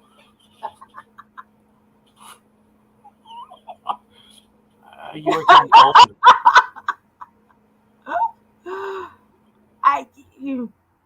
Am I shocked? No. I was gonna say, this isn't gonna be the first time, honey, you knew here or something. And it's not gonna be the last time either. Nope. It's not. Roz, you should come on over and join us too. Usually when I do that, folks, it's code. So Aisha, I think she knows that. Whenever someone's on and I'll say, hey, anyone else want in? That's like, I'm calling the alert for reinforcements or whatever. We can play. So it's all good. Folks, very quickly, before I forget, we are doing a sports program, so forgive me a moment. I did want to say that I was stunned on Thursday that USC and UCLA in college are leaving the Pac-12. It's funny because a few years ago, several teams joined to go from the Pac-10 to the Pac-12. Now they're leaving and going to the Big Ten. Wow. And why? Because of the Quan. There is no such thing as tradition. There's no such thing as fair play anymore. Not that there ever was. It's an illusion for some of us. But knowing that USC and UCLA century-long members are leaving the Pac-12, I get it. They're going to join the Big Ten where there are some big, big, big schools, and I understand what it represents. But I didn't believe USC and UCLA were hurting. But going to the Big Ten, the market gets much larger. So there's going to be more of the pie going around. Oh, Roz does. Yeah, she's usually out there on Saturday. She's at the laundromat. Yeah. Well, Roz, I'm mowing the lawn. I've been right now. Right now. But last night I was, and I'm going to be doing it after this program. Oh, by the way, folks, quick comment. Chris Smith will be live at 10:30 a.m. Pacific time today, following us. As you know, Chris and Holly are doing Ever New, and they do it kind of like the Rock and Roll Shrink. It's every other week, and this is their Saturday. They'll be on at 10:30, so kind of cool. Is that going to be their regular slot? It is. Yeah, it's every Saturday at 10:30. They follow sport. Well, every other Saturday. Okay. Yes, I wanted to try to put in a shout out, but I could never figure out when their slot was because it kept changing. It's every other one. That is their slot. Yeah. Okay. Yeah, the only ones that keep changing are me, but that's neither here nor there. Yeah, people are frustrated with my Monday Night in America. Like, which Monday Night in America? They're like, exactly. I'm like, hey, you know what? I'm a stuck-up, arrogant SOB. My life changed. I have different priorities. Like, no, I just haven't been able to get there. But a big shout out to Michael Day, who has been scheduling so many guests for our program and who has redone the website, as you know, folks. ndbmedia.net is back up. And if you head on over there, I'm going to take this moment to actually head on over there so you can see how well up to date it is. Every program that we do is on there, as well as the radio stuff as well. So I'm going to head on over to the screen. Check it out. It's updated weekly, but there it is. We have our home, of course. We have our audios. And look, we are filling in the stuff. But look, there's already some descriptions. And the links to the episodes will be here. Look, there it is. links to all the episodes. Obviously, right now it takes you to the NDB Media page.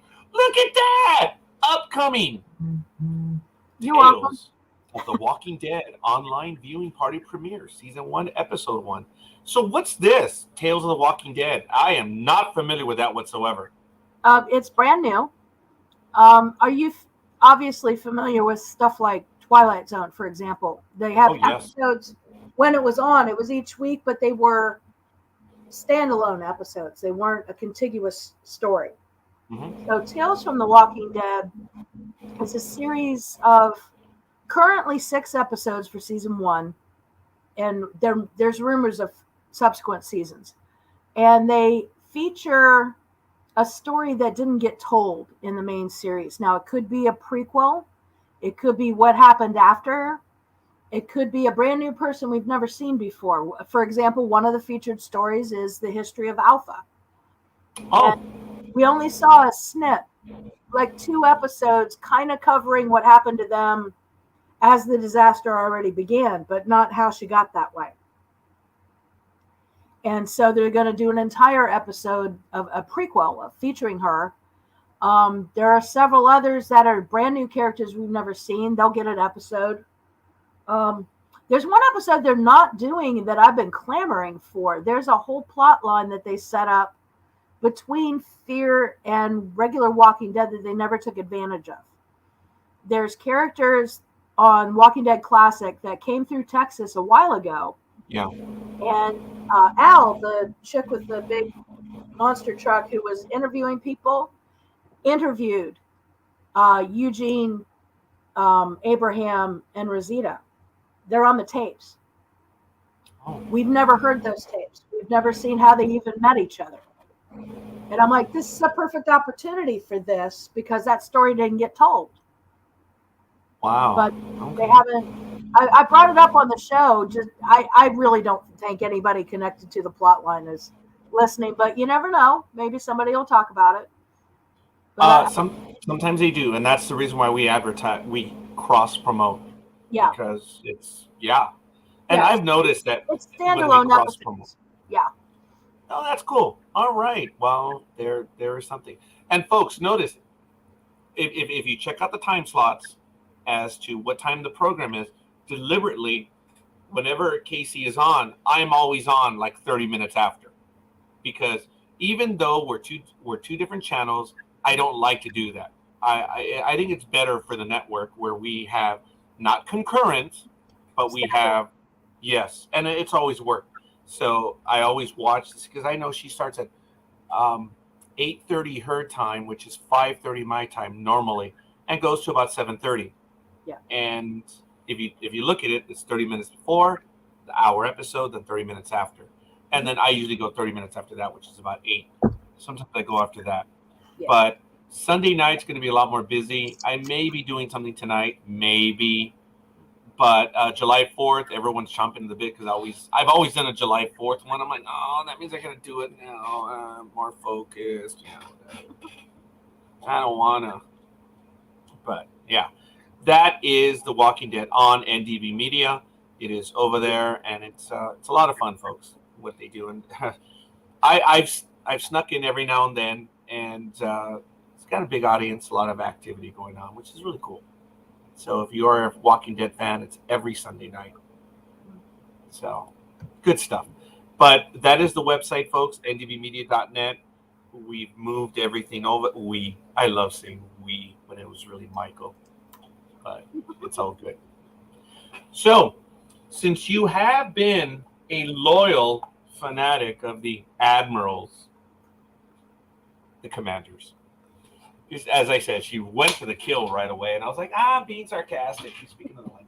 Like apron stringers. Actually, you'll get what an apron stringer is. But Coffee is annoyed when I use the term apron stringer, but it's a phrase here on Sports Talk with the Guys. An apron stringer is the little boy that is still holding on to Mama's apron, and more than likely lives in their basement. So that's what an apron stringer is here. So are you calling the Commanders apron stringers? No. I was referring to the fact that we use different phrases and words, and that is one of them, apron stringers. And then we did. See, it was a joke that one time I messed up the name of the Mariners or the Seahawks, and I call them the Mariners. So it's stuck where I will call the Mariners the Seahawks and the Seahawks the Mariners, and we just do that. So when it was Commanders, come on, how hard was that? Oh, the Admirals. So it's what we do. It's our shtick. Oh. Anyway, folks, a quick look. NHRA Mile High Nationals Camping World Drag Racing Series, July 15th to the 17th, Denver, Colorado. It's hashtag Mile High Nats. So you can check that one out as I do a quick view of what's going on. I already mentioned the calendar for Formula One. They're in the United Kingdom this weekend. And, of course, NASCAR returns. Road America will be tomorrow. The Atlanta Motor Speedway will be July 10th. New Hampshire will be July 17th. Pocono, July 24th. And Indianapolis on July 31st. So you can check that out. And before I go back to Casey, one more I want to get in, of course, is National Rugby League from the land down under. Of course, in full time on June 30th in the Telstra Premiership Round 16. The Sea Eagles took it to the Storm 36-30. And I love the names of these teams. You're going to kick out of them. Knights 38, Titans 12. That's on July 1st.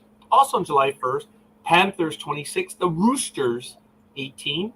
The Bulldogs 6, the Sharks 18. The Cowboys 40, Broncos 26. Now, that could have been an NFL game, but it is. The Rabbitohs 30 and the Eels 12. The Warriors play tonight at 9 p.m. Pacific time. And the Eels, I apologize. I just gave that game. Rabbitohs 30, Eels 12.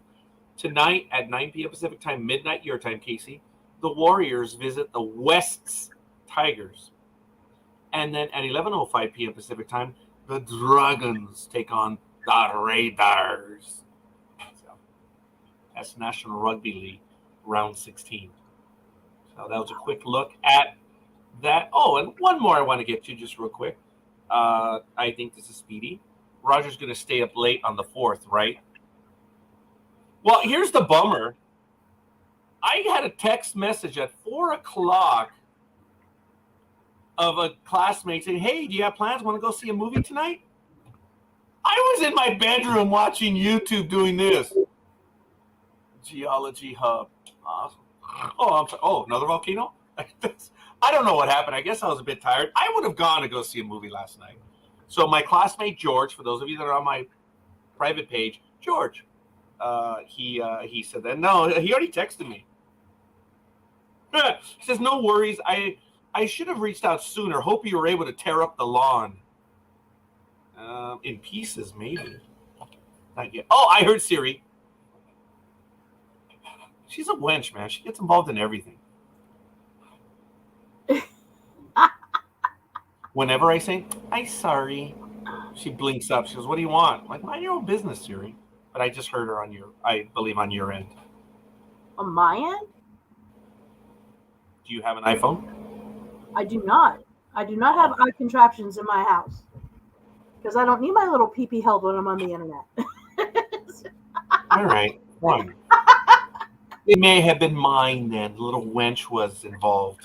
No, I have all the other ones. I have Google and I have Alexei under several different guises. Did you say Alexei? Yeah, because if I say it correctly, she'll start talking. Oh, okay, very good. I got it. Yes. Sorry. Hey, Samuel, tell me a joke.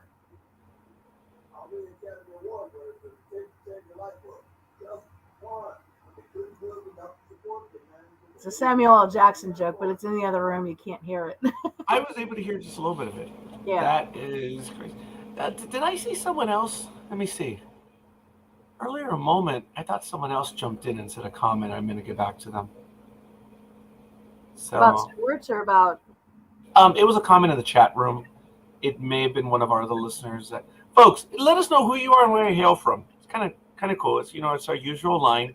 Let us know the misery that is being shared by you as well by being with us. And while I do that, the AVP, folks, and forgive me, I'm an old sexist SOB. I love watching AVP, beach volleyball. So yeah. Oh, and I do not watch the men's. No. My, the person who still lives here, who legally is still my partner. She used to watch the men's. I did not. I watched the females. So anyway, this weekend, July 2nd to July 3rd, the Denver Open is, as they say, it may be landlocked, but make no mistake, Denver is no stranger to beach volleyball. Home to many beach and grass volleyball events, the Mile High City returns to the spotlight 35 years after its inaugural event. That's how AVP legends St. John Smith and Randy Stoklos coast to victory. Who will follow in the footsteps of these? So the AVP Tour Series continues. They are in Denver this weekend. Next weekend, there will be the Wapaka Open, July 8th through the 9th, and also Hermosa Beach. So the Beach Bunnies are going to be out here next weekend. It almost sounded like an episode of Travel Hitch Radio. I'm doing a cover for Dan one of these weeks coming up. I'm not sure which one it is. I think it's going to be All-Star Weekend. So it may be July 21st. It could be the 14th to the 21st that I'm going to be covering for Dan, which is really cool. And there's another program, folks. Dan Schlossberg, writer emeritus.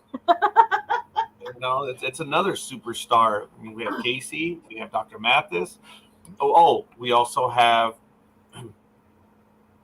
Bob Nessoff. There it is. Bob Nessoff, who wrote Spiderhole. I have his book right here. God, he's traveled the world. He does travel talk radio, and he also does the opera scene in New York, which is kind of cool. And he's also on the radio network. I mean, I'm like, how the hell did all these people end up here?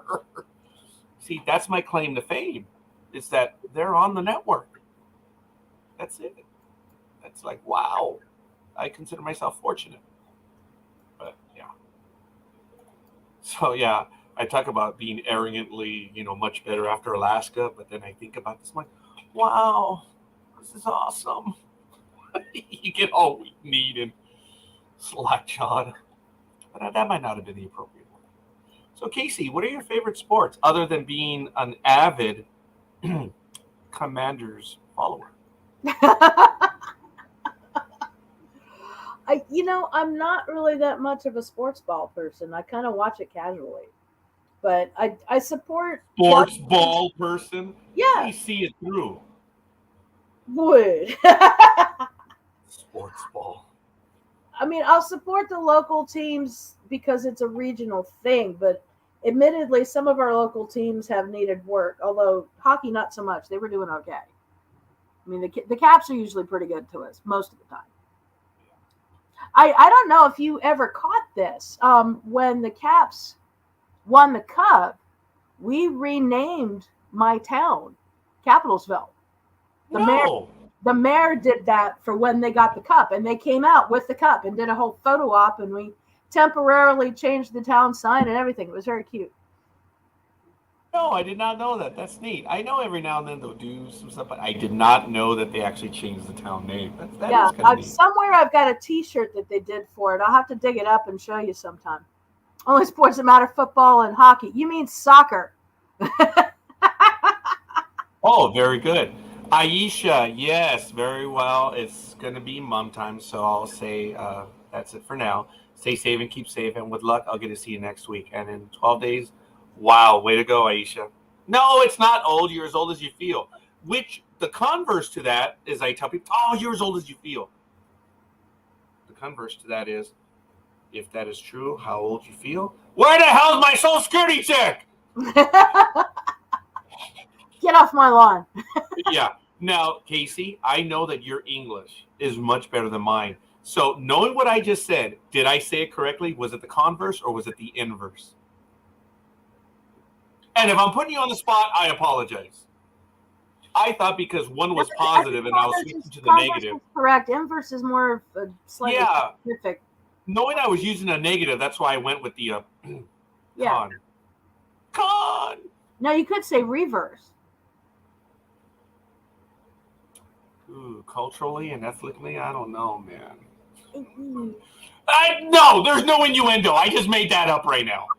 Don't even flinch. That was Scorekeeper being stupid. Hi, have we met? The word of the day, sports ball. Yes, we're gonna have to keep that one, sports ball. I mean, I flinched when it was sports ball. What the hell is that? I shamelessly stole that. I didn't make that up, but that's actually on T-shirts and stuff. You get the credit right here. Okay.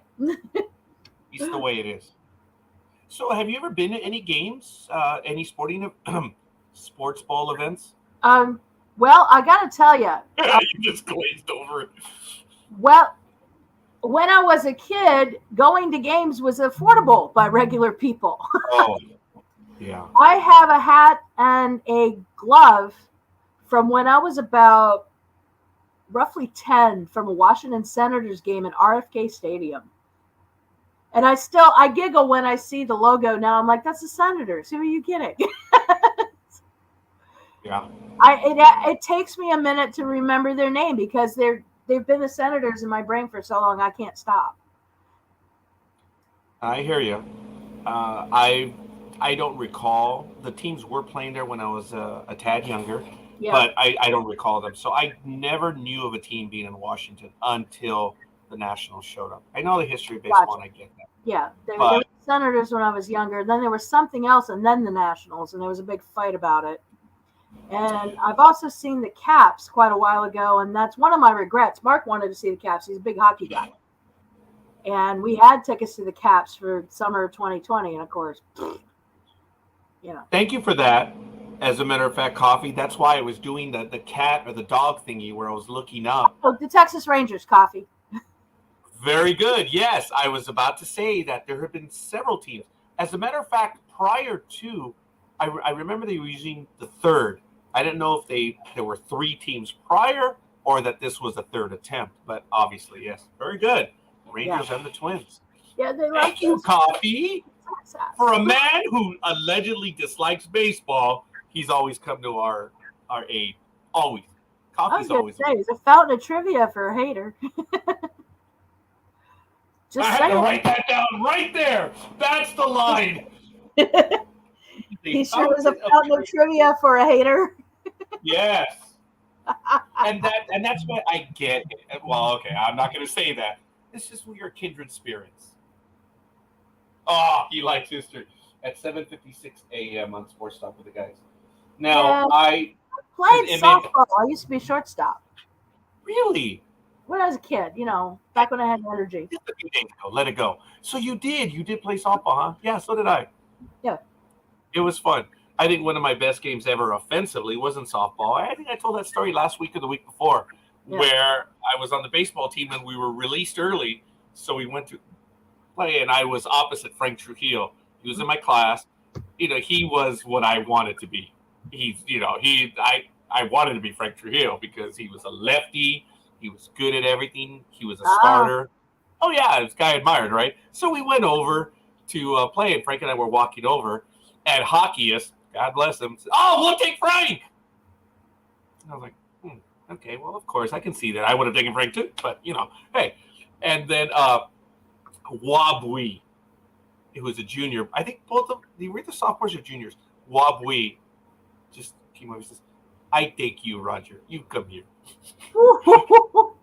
And it was so funny. Well, I was wanted. I was playing for I don't know what Frank did that day, but that was my Al Bundy day. Al Bundy, 4 touchdowns. Mm-hmm. That was my day. I hit 4 home runs that day. Nice. Knocked the living snot out of them. And it got to the point there was one time I remember, I think it was my second or third home run where I cranked it, and they're foul. Third base is over there. The ball's over there. And they got me to fight. I'm like, oh, I gotta run. And I still run around the base. But it was funny. I mean, I hammered it. I'm not kidding. It was just like, boom, foul. Come on. It was funny. I had a big game that day, and I have not forgot. That was my Al Bundy day. Gotcha. Since we're on hockey, all the coaches from the Sharks have been relieved of duty. I had not heard that. If they've been relieved of duty, yeah. Yeah, that's a firing. I think so, if they have all been relieved. Ah, No, actually, it was the other way around. I used to get into a lot of games as a pinch runner and as a defense.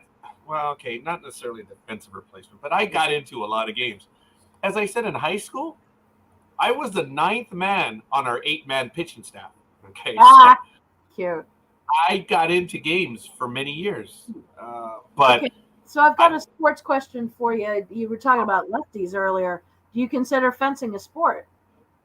yeah. Okay, so when I was in college, I took fencing, and my partner was a lefty. And of Oh course, wow, that must have been entertaining. well, that's just it. I'm short, and we're fencing foil, so there's this huge range between us. So I learned to fence kind of weird because my partner was a southpaw. Yeah, that is cool. Now, was your partner considerably taller than you? Maybe about the same height?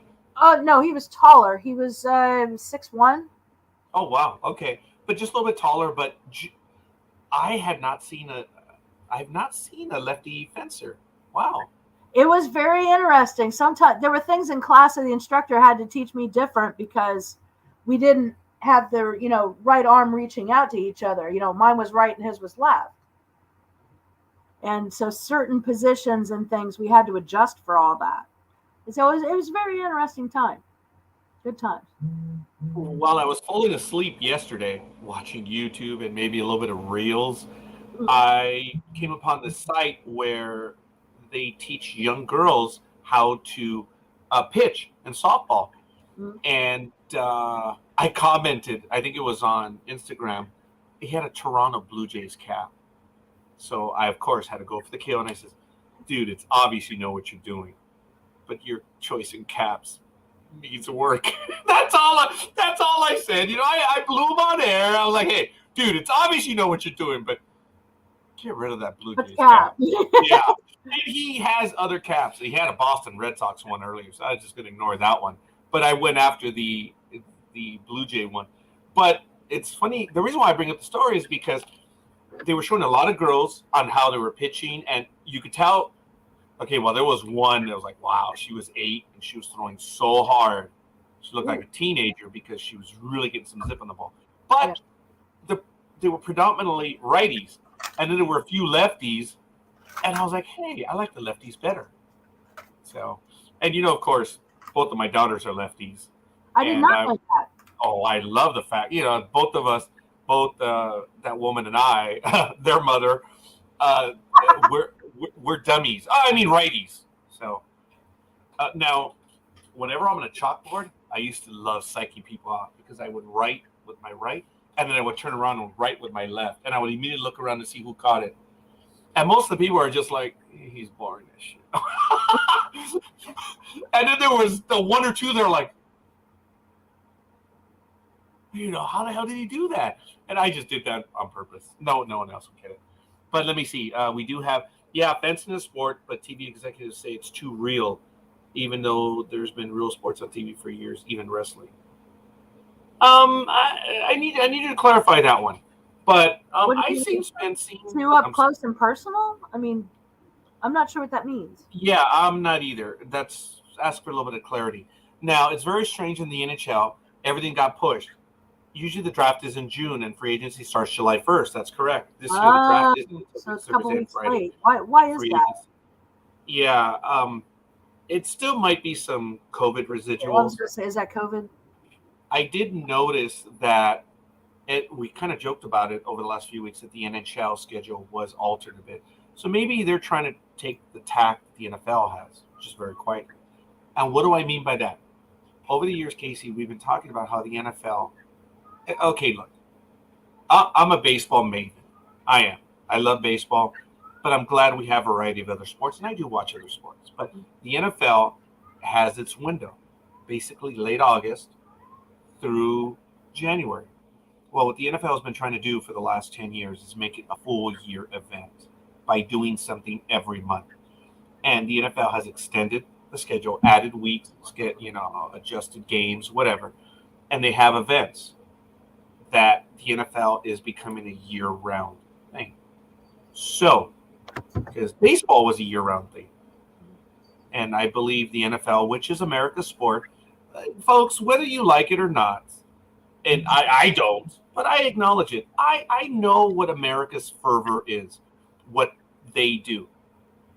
Football is America's sport when you look at revenue, when you look at attendance, when you look at everything. But America's pastime has always been baseball. I love football fans flipping out because they don't understand what the word pastime means. As it, dude, just hit the next guy. That's a football one. You see, just block the next guy. Just go hit the next guy. Baseball has always been America's pastime, and it means exactly what the word says, folks. It's how you pass the time. That's what baseball has been, and it always will be. But America's sport is football. I get it. I In the whatever. South, it's a religion, especially college ball. Woo. Oh, well, Friday Night Lights, right? In Texas, it's everywhere in Texas. It's Friday night. Then Saturday you have the college, and then you have Sunday. I Yeah, gotta when admit, we were in that Atlanta, you works. couldn't get away from it. I'm sorry, Casey, I cut you When off. we were in Atlanta, you couldn't get away from it. Sorry, I have a. No, you're good. It's okay. Yeah. Attention. Well, Come on. TV reps are worried about blood and injuries. It's like, are you kidding? Does that clarify it? Okay, now that's interesting, Speedy. I didn't know. Now, Casey, when you were fencing, was there a lot of that? Blood? I didn't think so because the Not in uniforms. fencing, although I did have an accident once. I was fencing with someone else because my partner wasn't there that day. And they did not catch that the tip of their foil broke. You know, they had the safety tip on, but it's metal. And they get used by a lot of people. They're school school stock. And the tip broke while we're fencing. So the next time they lunged at me, it was with a live tip and it went through the uniform. I still have a scar between the girls. Okay. But that's very rare. That happened once. First of all, I'm sorry, Casey, for two reasons. Number one, that actually happened. And two, I'm sorry. I was going to say something super stupid, and I'm glad I didn't. It's okay. You get a Because I was pass. gonna say What was Okay, it was to the effect of where you said, well, I didn't have my regular partner, so there was an accident. Like, oh, yeah, I know. You did that, man. You're like, you see, you idiots? You changed my partner, and this is what you get. Yes, it was the inverse of that. It was equipment that should have been pulled. It wasn't really checked. Wow, that's 'Cause crazy. the metal was stressing, and he got a thing in, and it bent a little too much and snapped, and he wasn't. It happened so quick, he wasn't really paying attention. So yeah, there it went. I mean, it wasn't horrible. It just it nicked me a little bit, but that's the only time that happened. Usually, those vests are very well padded, and then you have the cage on the face, so it's usually not a problem. Plus, I'm little. There's less target. I don't know. He was going for the heart. you have to I'm have glad. a microscope to find mine. Wow, but you still have it. It's interesting. I have one, and I forget where it is. It's A heart? Oh, hell Is no. it in a jar under your bed? What are you talking about? Well done, Keith. That's Well a different done. sport. That's rugby players. They eat their dad. Oh, that was like 1, 2, 3 in a row. I was able to catch up. I'm just like, well done, well done. Usually when I say that, I'm like, all right. Oh, wait. Hey, Lando from The Empire Strikes Back. All right. Remember that? I love that. Where he says something, and they're like, no, we're going after him. What about all that? He's like, all right. I gotta get that meme. That one was funny. Because Chewbacca's about ready to tear his head off. It's like, all right. Okay. That's where I just found myself a moment ago.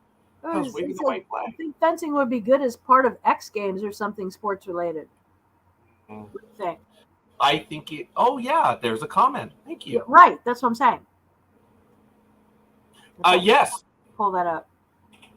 What qualifies for X Games? I don't really study them. X Games is short for extreme games. No, I know, but fencing's not that extreme. Like, what gets to be in X Games? How do they? I mean, it's not that extreme. How would they get it to go in? Funny coffee. Take the tips off. Fencing on dirt bikes. That's called jousting, putz.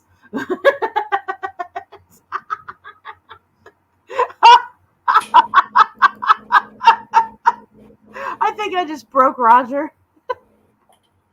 You guys think I kid about that stuff, okay? Look, there are the timestamps, okay? Those are the timestamps. Casey doesn't know this, but the reason why I look down to write stuff, you're like, oh, he's just doing it. No, because we try to do annual programs, and I look through my notes, and then we do an annual and say, remember this?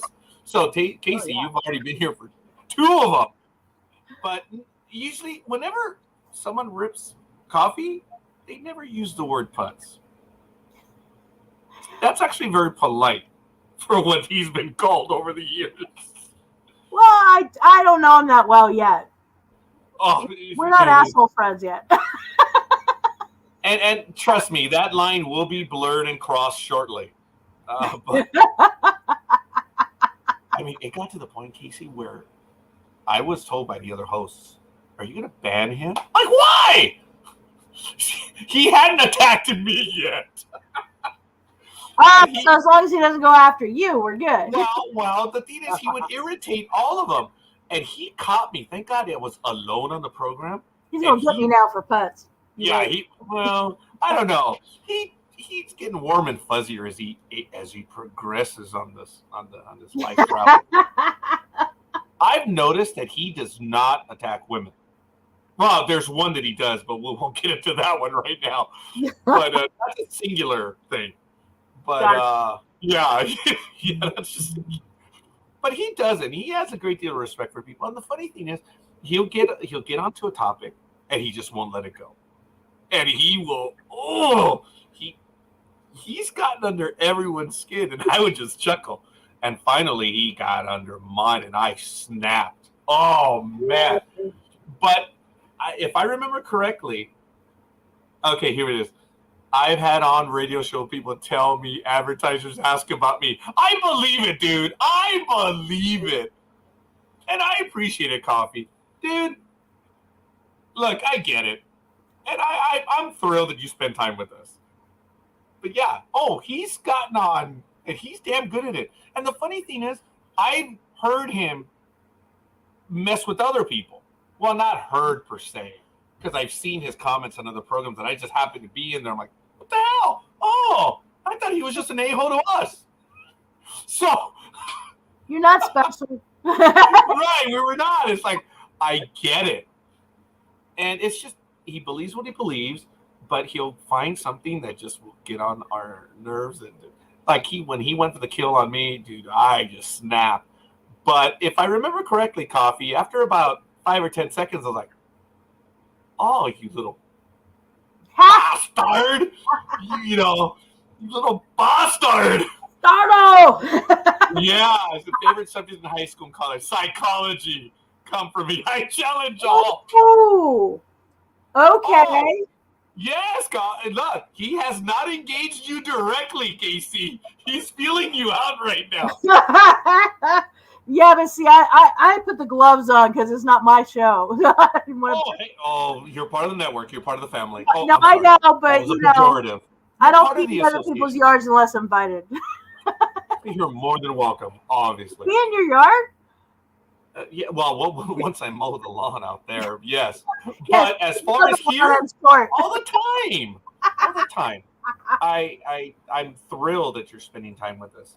Yeah. But as I tell people who are bigger than us, I always say, "Oh, thank you for slumming it with us," because you're much bigger than we are right here, so it's really good. But yeah, you see, Coffee does reveal some things from time to time, and I just die laughing over it. So he got under my skin. And as I'm already getting, it's too much, folks. As you know, I alluded to it last week, even that Coffee and I do communicate off the program, and it's really cool. He has shared things with me, which I know he's not shared with anyone else, and I keep that stuff. So I get it. It's cool. It is someone that I appreciate spends time with us. Are you kidding me? Come on, man. This is absolutely awesome. But that's the first time that you told me that. In high school psychology. You see, I took a little bit of that stuff too. So whenever I find someone I do it in person. Okay.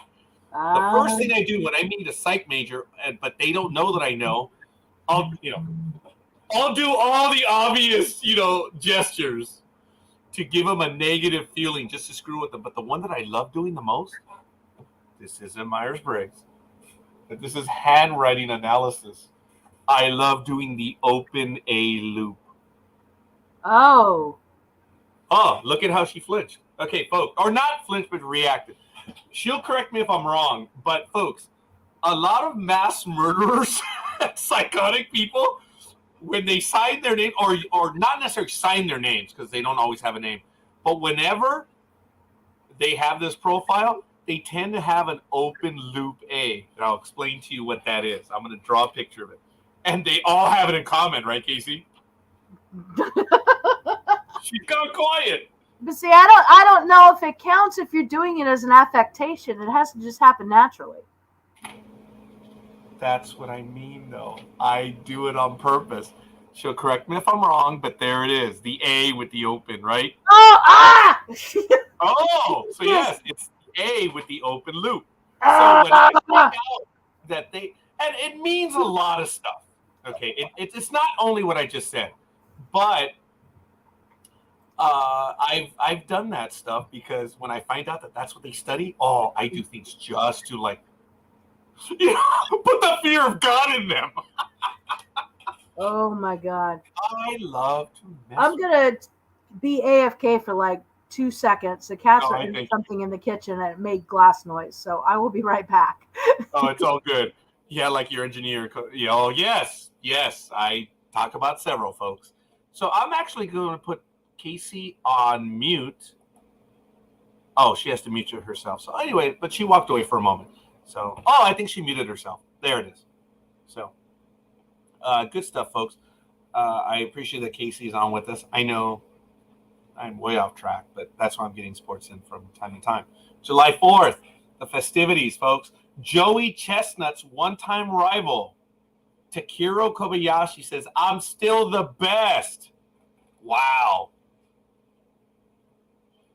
The man most capable of beating Joey Chestnut during the 4th of July contest on Coney Island, New York, will be more than 6,700 miles away. Takiro Kobayashi and Chestnut last faced off in 2009. Joey Chestnut doesn't compete in the annual national hot dog eating contest so much as he owns it. He has won 14 times in the past 15 years and by increasingly dominant margins. Last year, Chestnut consumed a record-breaking 76 hot dogs and buns during the 10-minute time limit. No one else ate more than 50, while the most serious rival of his career remained out of sight. The man most capable of beating Chestnut on Monday during the 4th of July contest held on Coney Island, New York, will be more than 6,700 miles away, as I mentioned. Takiro Kobayashi, the 6-time champion at the Nathan's contest, and Chestnut's last serious rival, will be in Japan with his 6 mustard belts, awarded annually to the contest winner, and self-belief. "I know I'm still the best," Kobayashi, 44, said through a translator last week. But since 2010, he has refused to compete in the Super Bowl of competitive eating after a contract dispute with Nathan's and Major League Eating, the professional circuit where the two rivals could have taken their eating revelry across the country. Between 2005 and 2009, the two most dominant figures in the history of competitive eating faced off 5 times. Kobayashi won the first 2 contests, and Chestnut won the next 3, with one decided in overtime by an eat-off. Kobayashi has never eaten more than 64.5 hot dogs at Nathan's, almost a dozen shy of Chestnut's personal best. But he says he has eaten 73 in practice and is as capable as ever. Go ahead and talk the game, buddy. Put up or shut up. Despite his superior numbers in competition, Chestnut, who's 38, knows there's only one way to determine who's the best, going head-to-head with Kobayashi. Quote, "I would love to. Maybe we'll go to Qatar this year for the World Cup and do something there." That's interesting. That would be kind of cool. There's one serious obstacle. Kobayashi said he will never participate in a contest that involves Nathan's or Major League Eating. Skeptics think the grudge is a way to avoid facing Chestnut after fading from the competitive eating circuit. So, a little bit of hot dog insider. So, you got the mustard on that one. Hi, Casey. See, I'm talking about the hot dog eating contest. No, it's thank the you. mustard because of the Post-its. That's why I was laughing.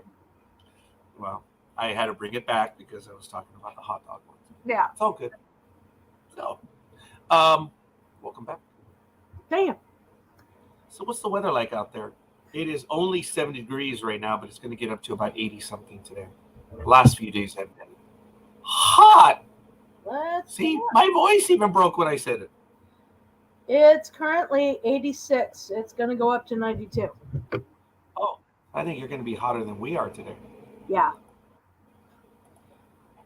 There are parts of Virginia that are worse. We're up in the mountains, so we have a little respite, but not a lot.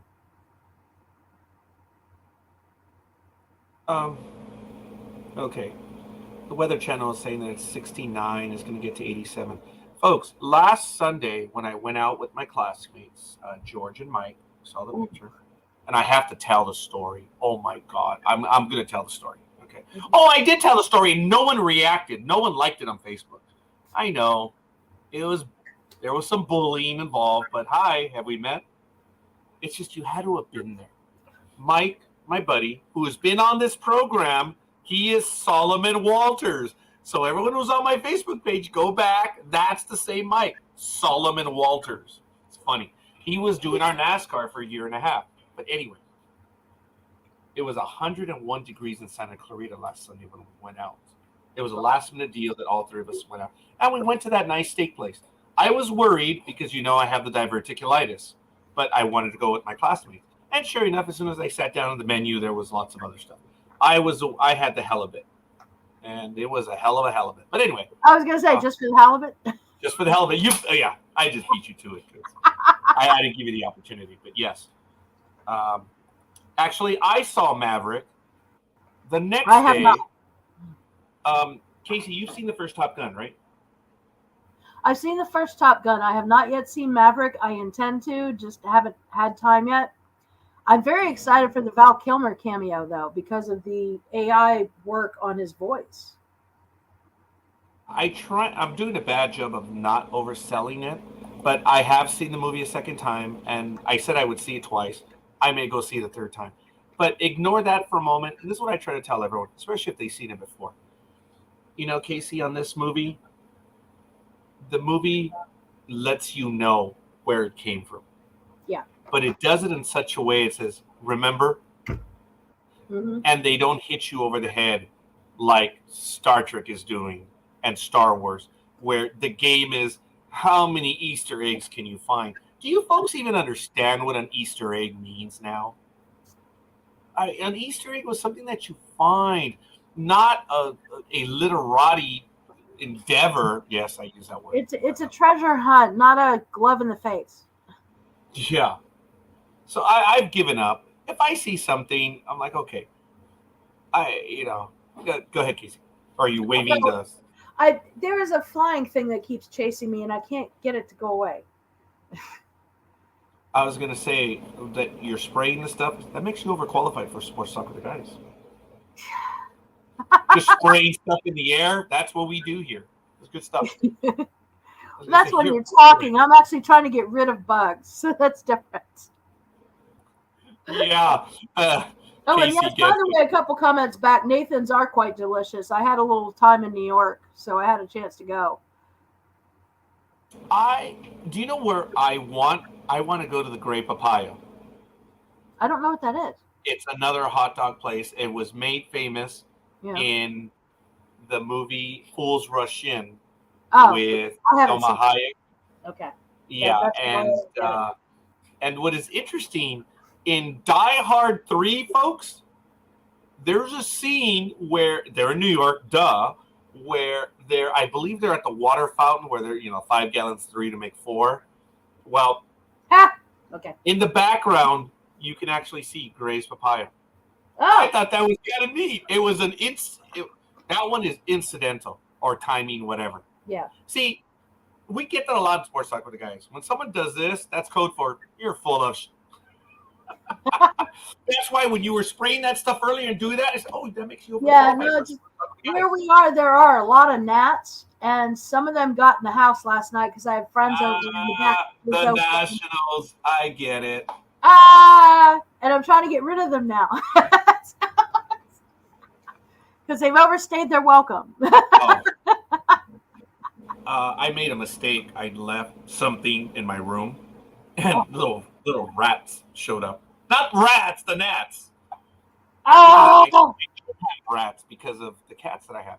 As a matter of fact, someone was asking me because I have probably one too many. Again, legal counsel. Keep it cool.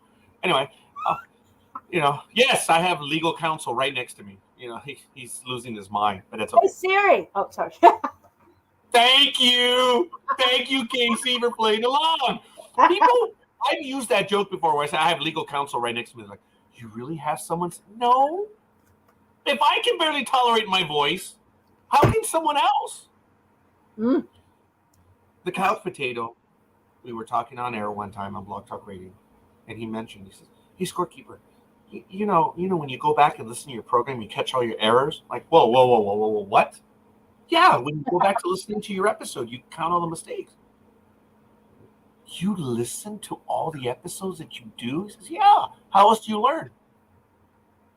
Dude, I know the mistakes I make. I just do my best to avoid them, but how do you tolerate listening to? I barely tolerate listening to my voice now.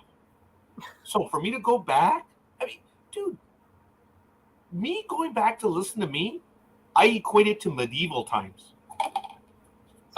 Portillo's has great hot dogs. Portillo's, that's a Chicago thing, isn't it? Yeah. Well, coffee's in Minnesota. Okay. The guy who's commenting from Sports Talk with the Guys is Matthew or Speedy. Right. He is in San Leandro, which is on the other side of the bay from San Jose. He's south of Oakland. I, of course, am in Pomona. And you are on the East Coast. Yes. Let me see. Rosalind's in New York. Aisha was across the pond. And then we have a few other people. I think Ross was in earlier. Ross made a quick comment. That's what I was trying to get. Oh, yeah. Oh, so Ross was it. Ross, are you in on the program? And I've been mistaking you for Speedy? Because I think Ross was in earlier.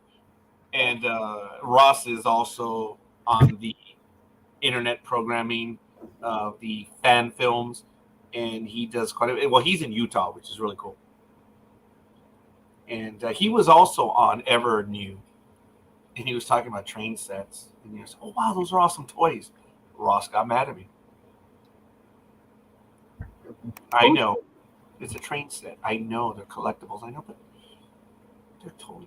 I want to have toys myself. So. Oh, my God. There was a while, Casey, and I put my head down for a reason, that when I was on another program with a few other people caught on that I was changing the toys that were in the background. And they were actually spending time trying to identify the different items that obviously right now I have the Enterprise covering up some of the stuff. But I'm going to back up. Oh, yeah, okay. Yeah, that's the Enterprise one. But they would look over and see the different ones that I had. Look, like the Mandalorian, the Yoda, the aliens, the Rhino alien, the lightsaber, and all the things. And what I would do is when I would put a new toy or a new collectible, people actually spent time and say, I got it. I know the new one. Oh, my Lord. That was accidental. And I just started doing it. But I've never had Nathan's, and I don't know if they sell them out here. Yes, coffee. I readily acknowledge it. When, God willing, if everything turns out well, I am going to purchase a property for my nephew over here in Canyon Lake. He has 2 lots that are vacant, and I'm hoping to put 2, not prefab. Prefab homes are the trailers, basically. Manufactured home. housing? I'm sorry? You mean manufactured housing? Well, no, those are the prefabs, yes. No, this is modular. I was told that the modular ones are the ones where they will tailor them to a certain extent, and they will put the property on there. They will put it on your property. It's the prefabs. Yeah, I'm sorry? It's the same thing. Sections are made up, and then they configure them custom. Right. Those are the prefabs and the well, but it's also modular. Well, I was told that the modular is pre-built, and it's the entire house is up That's there. what prefab means. It's prefabricated. You know, I hear you, and I don't pretend to be an expert, but that's why I try to talk about Got that. it. It's not the trailers. It's not those. Well, no, I know that. Yeah. Yeah. Yeah. So we looked into that at one point, so I know a little bit.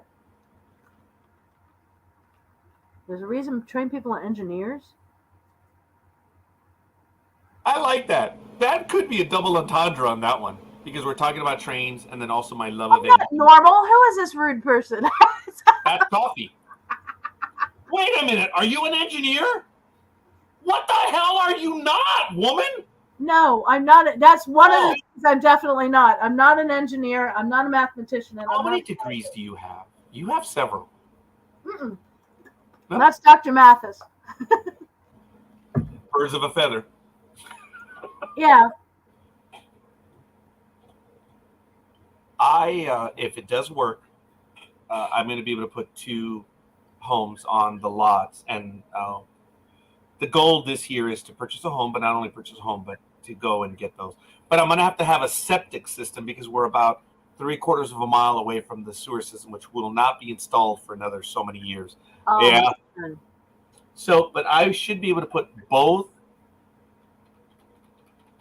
I don't. For less than 3. We'll leave it at that. I don't want to put. I should be able to get both of them on there for less than 3. Yeah. And purchasing the lots. That's the thing. Only because my nephew owns the lots. Are they going to be building an actual neighborhood anywhere near you in the next 20 years? Oh, they are, folks. They're doing it. They just haven't gotten there. And okay, so if you get septic, you need to plan for that. So it would be nice for you if you can keep both. And think about that. You actually can segregate your water. I have a friend at the other end of town here that does that because, we're kind of in farm country. And the original house belonged to a founding family here and it had septic from a bazillion years ago. It's right on the town edge. So they brought in public sewer and water because it's next to the firehouse. So they had to run it out there anyway. This is Southern California, folks. Okay? Oh, hello. Yeah. This is Los Angeles. This is where hell is, so you can tell where a lot of my other things are. Because it's on fire? No. I'm sorry, no, I didn't hear that. What was that? I said because it's on fire because everything was yellow. Oh, yeah. Here's Anaheim. There's Anaheim Stadium. I've talked about the Platinum Triangle over there. We were talking about that last week. Here's Lake Elsinore, folks. And here's Oceanside. Camp Pendleton. This is the Marine base. Oh. Here's San Diego down here to give you an idea. So this is where it's going to be. Canyon Lake. Okay. Here's Lake Elsinore. This is the 15 freeway. So if I follow this freeway north, I'll be by Ross in about 15 hours. But the property is right here. Okay. And let me switch over to the satellite.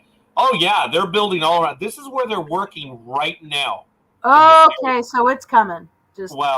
Here's where the property is. Okay. It's going to be right a while. there. I believe it's these 2 lots right here. Okay. And the closest that I can get is right here. So the lots are actually right here. I know. Okay, here's the road. And then the other road coming up, so the lots are right here. And Canyon Lake, look at that. Each house is like on the lake. It's nice. Very nice. But we're not going to be on the lake. So, but that, you see okay, not every house, but look, see. Every house on the lake has a jetty. It's crazy. But this is where I'm possibly looking to go. So you are seeing the future home of a future Star Trek Voyager set. So that's where I'm looking to move, folks. But it is way out there. It is really way. Oh, and I don't want to get in trouble by mentioning them, but is it around here? Where are they? The gold base of a certain religious belief. And I don't say religious, it's just a certain belief. Okay, hold on. I don't even remember their names right now, but where's Gold Base? Oh, there it is. Look at that. Check it out. Oh, okay. The party zone. Yeah, you guys know. Okay, I don't even want to mention them, folks. But No, that's the where, Harlan Ellison party joke. yeah, that's where it is. And I would still be a distance away. Yeah, here's Look, Lake Elsinore, but actually not that far. I would be within an hour of that place. that's a good cushion. Yeah, it is. And by the way, folks, I mentioned that I'm in fleet management for my employer. I have been. I've had to go to visit people to pick up their vehicles. I am the department's collector. And I drove way out here. I remember here it is. There's Railroad Canyon. Yeah. I remember I drove all the way out here to pick up a vehicle. The vehicle was no longer assigned to them, and they had to drive home, so I had to go and get the vehicle. It wasn't a contentious thing, but it was engineers, man. They're crazy. When they get pissed You off and at each other, engineers. they're vindictive little. They're Anyway. not all like that.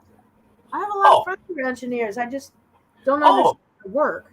I have a lot of them, but as other engineers have said, oh, they're civil engineers? Oh, yeah, that's the lowest rung of engineer. I'm like, I love you. Well, at least they're electrical engineers. I'm sorry? At least they're not electrical engineers. They need translators. Oh, very good. But electrical engineers are above civil engineers. Well, that was the point. Yeah. Oh, They're too sophisticated for mortals. yes. And as I tell people, I go after the civil engineers that I have to deal with. Low Those hanging are the ones. Yeah. Otherwise, engineers, man, look at what they've done for society and stuff. So, Well, yeah. And I'm very. I do one kind of engineering, but it's not what you think. I do social engineering. Ah, yes. Yes. And I get that, and I like that. I play chess with the humans. Okay. Yeah. That's still a lot better than what I have to deal with. Yeah. It's actually a subset of cybersecurity now. Really? Because a lot of security has blossomed out. It's not just, oh, I'm hacking the computer. It's calling up and saying, hi, I'm this stupid office grunt who doesn't know a thing, and I'm going to ask you a pointed question, and now I have your password, bitch. Oh, okay. Yeah. Well, I guess Because that would you work. get the admin or the temp or the person down the hall who doesn't know not to answer that. Yeah, so that's where the acting comes in. Whoever thought that would help with hacking? See, I am an old grunt, which I may be stuttering by using those two words, old and grunt. But anyway, I grew up when we were not allowed to give out any information of anyone. If someone called in, they said, they're not available. Well, are they in? They're not available. I hear people say, oh, well, they're off today, or they're taking a vacation. I'm like, oh my God, you can't reveal any of that stuff. And I understand. We were told that if they were calling in, they had to ask for someone in particular. And all the alpha males, oh my God, I deal with them all the time. Good afternoon, blah, blah, blah. Who's this? Oh, I don't know. Who is it? Oh, they get mad. Oh, yeah. As I've told people, not that I get into it with them, but I said, well, I'm going to inform your supervisor. Well, I'm sitting at my desk, pal. Chances are I'm going to get the email out before you. And the only one thing that I've learned is who's first. I've told them, I said, you want to play? I'm already here. I mean, if you're threatening me, dude, did you ever think that these phone calls are actually recorded, dumbass? I've told them that. Have you thought these calls may be recorded? And usually it gets them off their high horse. But I've had people complain. But it's like, dude, we're on the same team. Calm down. Grow up. But usually I get people to laugh when I'll say, I don't know. Who is it? This is a pop quiz. They didn't say there'd be a quiz. Right. And then there are other people on the reverse that they'll come up. I say, hi, this is Jose from maintenance. Whatever. And they've given me their life story before I've said hello. Yeah. And I'm not saying that they have to do it, but it just amazes me the extreme. You get the hard nose alpha dogs as opposed to, and they're the same thing. They need the same thing. It's like, just come on, be an adult. But apparently saying that gets you in trouble. We've had a lot of that out here because you can weaponize those answers. Like when you were saying, just say they're not available instead of saying, oh, they're on vacation. That can be used depending on who it was. Yes. So of course, because we're in the land of the feds, everybody has a neighbor who's a spook. So you got to watch that stuff. So yeah, you don't answer. You just give, and people get all indignant about it. It's like, yeah, y'all not from here, are you? You don't understand this. I will not give out information. I can't even say I chastise. That's offensive. But I can't even say I'm educated. I cannot say that. I pull the individual aside, and I don't read them the riot act. You should not reveal information. Hey, so look, you social media little millennial. They'll find out. Wait till you get doxxed, pal. Well, like I said, you can weaponize it. Oh, yes. I know that. That's so. Normally, I do that to protect and to help, but it depends on what you do to me. Normally, I can get people to laugh on the phone, and I try to do that, but then it backfires because humor does not always translate. No, I've had moments where I've said, "I'm sorry, sir," and the person actually even knows who I am or what I am, but it just doesn't translate. The funniest one I have is where I will say, "Good morning, this is the body shop." I'm ready to go. I'm saying who I am, and they'll say, "Hi, this is John from Maintenance District 417." Hello, John from Maintenance District 417. I repeat the whole thing, and usually they'll like, okay, and that changes the whole tenor. Not that it was high strung or anything, but you know what? They get that I'm already screwing around in a professional way, if there is such a thing. Oh, there is. There is. You try to make them laugh. But the point is, we're there to get the job done. It just let's go about it. So, I wish things would happen like getting the job done with your football team. Dan Schneider, as I alluded to a little while ago, he's now being investigated again for another incident that took place in 2009. Now, I understand this is more than a week old already, but it continues to add and add and add. Casey, you and I are of the generation of probably being a very pejorative line, which I'm going to use, but where there's smoke, there's fire. And it just doesn't end. It's like, look. Ken's a giant toy surprise. Every time you turn him over, something else shoots out that's not very pleasant.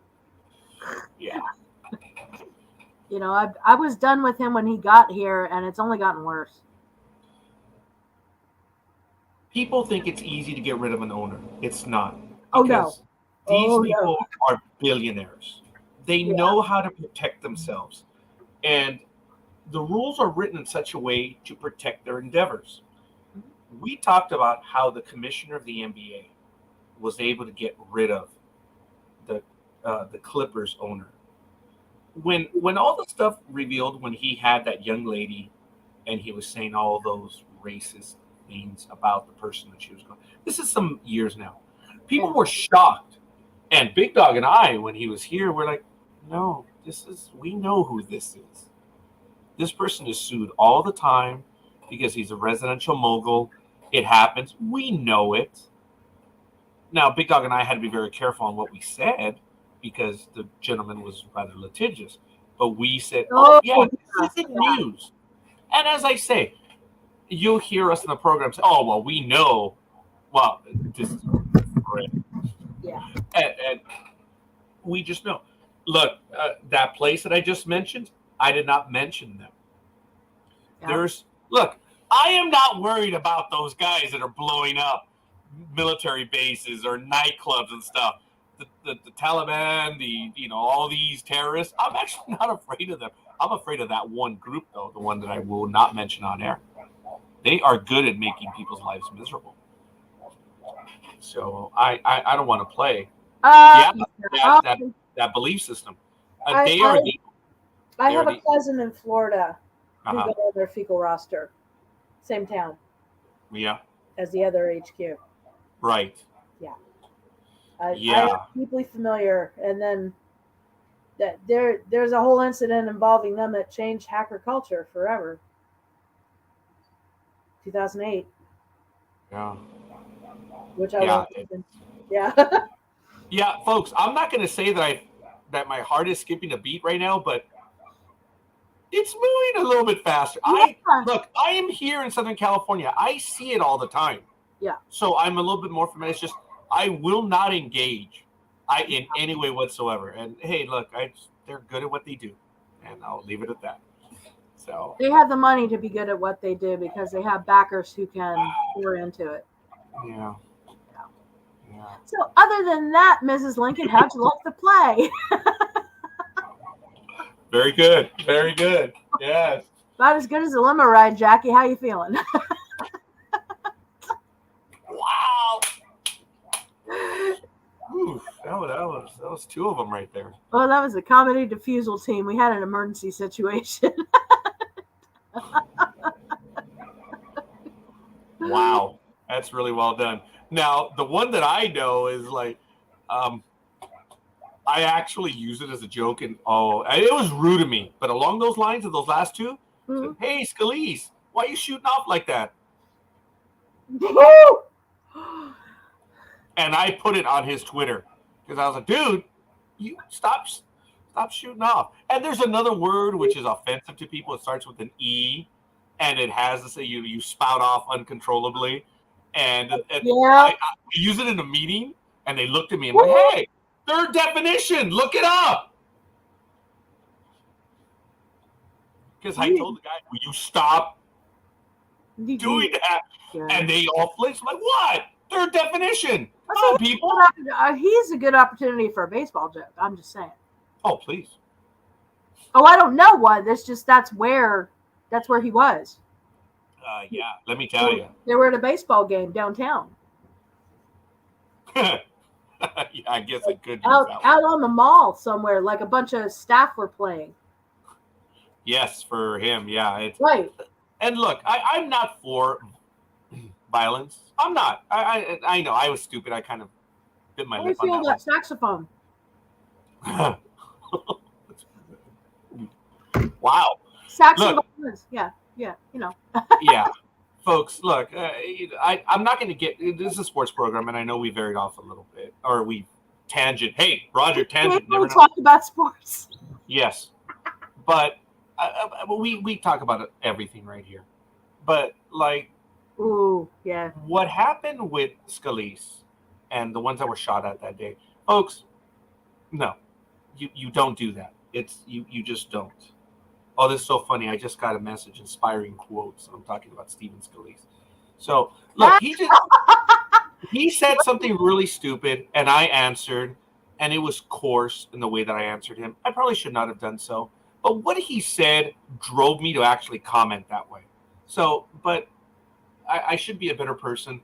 There is no, and I'm not going to get into what happened the last 2 years, folks. You know how I feel. We're not going to do it. But let me see. Let's see. Yeah, remember how long the league tried to get Al Davis removed, but almost everywhere he was like, over my dead body. Yeah, and the funny thing is, I believe he was an attorney by trade. So he was not, they were really good. They couldn't get rid of Al Davis. And the thing with Dan Schneider is, as I was alluding to, these guys are billionaires. The rules are to protect their interests. And the only reason why these people own these teams, it's because you're not a billionaire unless you own a sports team. It's the ultimate ego thing. That's why Donald needs a team, because that's how you know you're a real billionaire. That's why I know, but that's why he's fought for years. Continue hate because he's going to kill it. Oh, well, yeah, that's another thing. Now, as of now, investors are trying to get rid of Vince McMahon, just like in the early 90s when he was forced to go testify in Congress, but got away with. Oh, yeah. Yeah. With the WWE, Yeah. I don't pretend to be an expert. I'm sorry we don't have Speedy on with us today and the big dog because they are the wrestling mavens. And I've been to a wrestling event. Have you ever been to a wrestling event? Like WWE or anything like that? Yeah. I went. And it was more to be with my comrades, which was cool. And I met Speedy up in, I think it was either Daly City or National City up in San Francisco. I think it was Daly because National City, I believe, is down in San Diego. I mix those enclaves up. I'm stupid. You know that. We've met. You're like, go on. Go on. Continue with the stupidity. But let's see. Story. He doesn't have. Oh, thank you. He does. Thank you for the dignity saver. He doesn't even have $1 billion. The orange orangutan is a fraud, but he does owe Russian Chinese banks roughly $1 billion. That's possible. Now, if you look at his endeavors, if all he owes is $1 billion, woo, yeah, actually might not be that much. Considering it might not be, but anyway, it's okay, folks. Here's one for you, or I have several which I did not get to earlier, but this might be me, and this is because of Casey being here. I didn't do it. I was not ready for retirement and was looking for a new adventure. So I decided to take up fencing. My neighbors have threatened to call the police if I didn't put it back. Okay, thank you. That was lame. Okay, yeah, you are now a member of Sports Talk with the Guys. Hands down. All right. Oh, because I was assaulted by a dad joke. I don't know if you've ever been to England, but as soon as they find out you're from America, they hate you. They just think they're more sophisticated than we Americans are. They're so pissed at us. You know what it is? They're mad because they lost the Revolutionary War. And they should be, because back then, there was only like 9 of us. Here I was going to answer you seriously. Okay. All right. Casey will not speak to me after this one. Why are blondes constantly running out of ice? They forgot the recipe. Oh, come on. That was slightly funny. I see the little I couldn't smile. hear it. You're actually having a microphone problem, Roger. I couldn't hear it. Oh, that's what it was. No, when you had your head down and you had that evil smile, I got it. It was one of several, and I went with the one. Dude, you're gonna pay. You realize this, you idiot. Oh no, I have a joke for you in return. Oh, okay. Yes, come on. All right. How many blonde jokes are there? I think I've heard this one, but damn, you got me. I don't know how many. Well, none. They're all absolutely true. That's right. That's funny. I get to say that. That is cool, yes. A lot of the blonde jokes that I know, unfortunately, are much dated now, especially how do you know a blonde's been using the computer? Yeah. Because the whiteouts on the video screen. Yeah, and a few others. But when we were doing joke night, I would hit the blonde jokes, but mine were yo mama, yo mama, yo mama. I had the yo mama jokes, and we were, someone liked it. I don't know which one. I think they did like yours, Casey, because they haven't laughed. And remember, there's about a 30-second delay, which is really kind of funny. So, and I do have a few other long jokes, but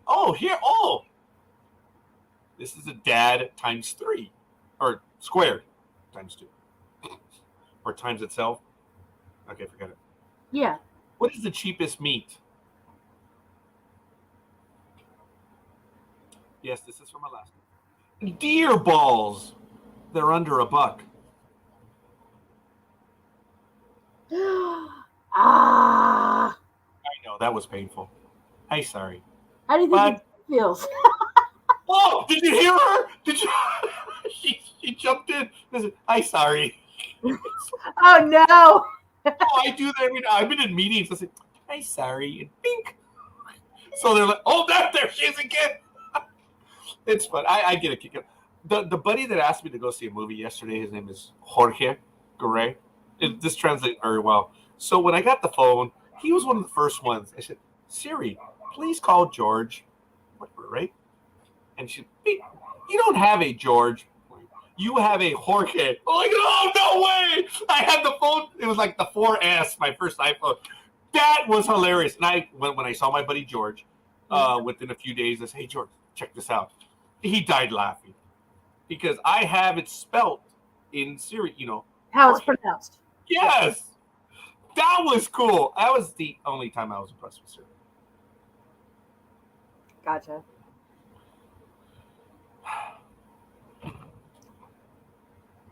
Yeah, the only time. But I do have her on Waze. I think she's Australian.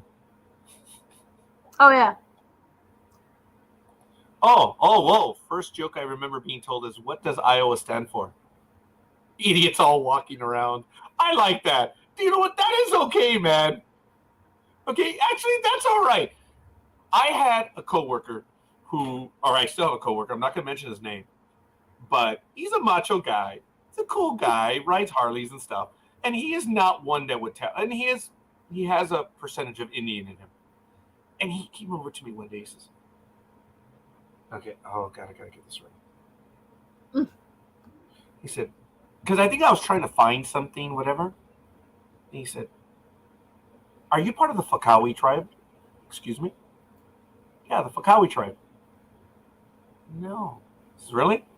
Because we're always we're always the ones going around asking, what the fuck are we? The Fakawi tribe. I like that one. I'm sorry. And he told me that joke, and I didn't want to embarrass because he never told it in public. But he told it to me, which I thought it was cool because the guy knew what he was about. And he's, us. We're the Fakawi tribe. The ones always going around saying, what the fuck are we? I thought that was funny. Just want to say that nice things. I'm telling you. I'm telling you. Yes. Folks, you've gotten a small taste of joke night. This is what we used to do. We used to get together, 4 of us, 5, 6 of us. And our goal was remember when we used to do that? That's what we would do. Dawned on me. It's like, you haven't done joke night in a bazillion years. What happened? We say we're going to do it, and then things have happened. But I think, you know what? That's it. I'm going to commit to it. Casey, you're invited. I'm sorry? All shows are joke night now. Almost. Let's commit to this now. I'm going to tell all my hosts, too. Look, I'm sorry, our co-host. That phrase doesn't work well in the South. Anyway. What phrase? I'm just going to skip over it because I'm not going to do the, not going to repeat it again. Okay, I said, all of my hosts are invited. I'm like, oh, that phrase doesn't work too well in the South.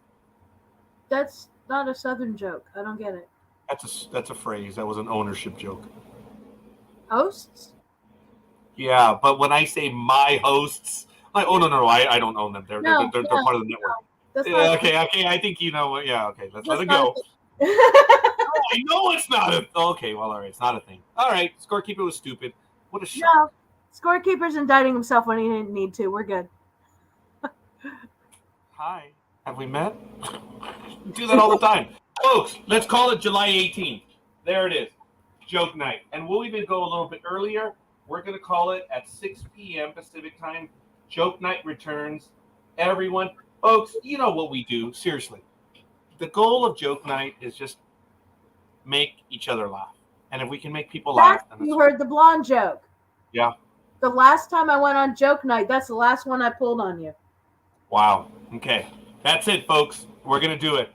And it's time, Roger. Move out of California. Apparently, he's too woke. Oh. What? You white boy. That word doesn't come out of your mouth. Very good. Scorekeeper thinks he owns all hosts and co-hosts. No, I even said, I can't use that one because people are going to take it as such. So there you go. I slammed someone on Facebook because apparently the New York Yankees a few days ago posted the NY symbol in the rainbow color for pride, right? Yeah. And this guy said, stupid Yankees, you gave in to woke. Well, I commented, I said, First of all, you hateful little dumbass. The Yankees have had this symbol for 3 years in these colors. Major League Baseball has been doing Pride Month for many years now. So number one, just because you saw this doesn't make it new and it doesn't make it woke in your mind. And two, dude, you're way behind. 3, you better go see your mom and daddy and apologize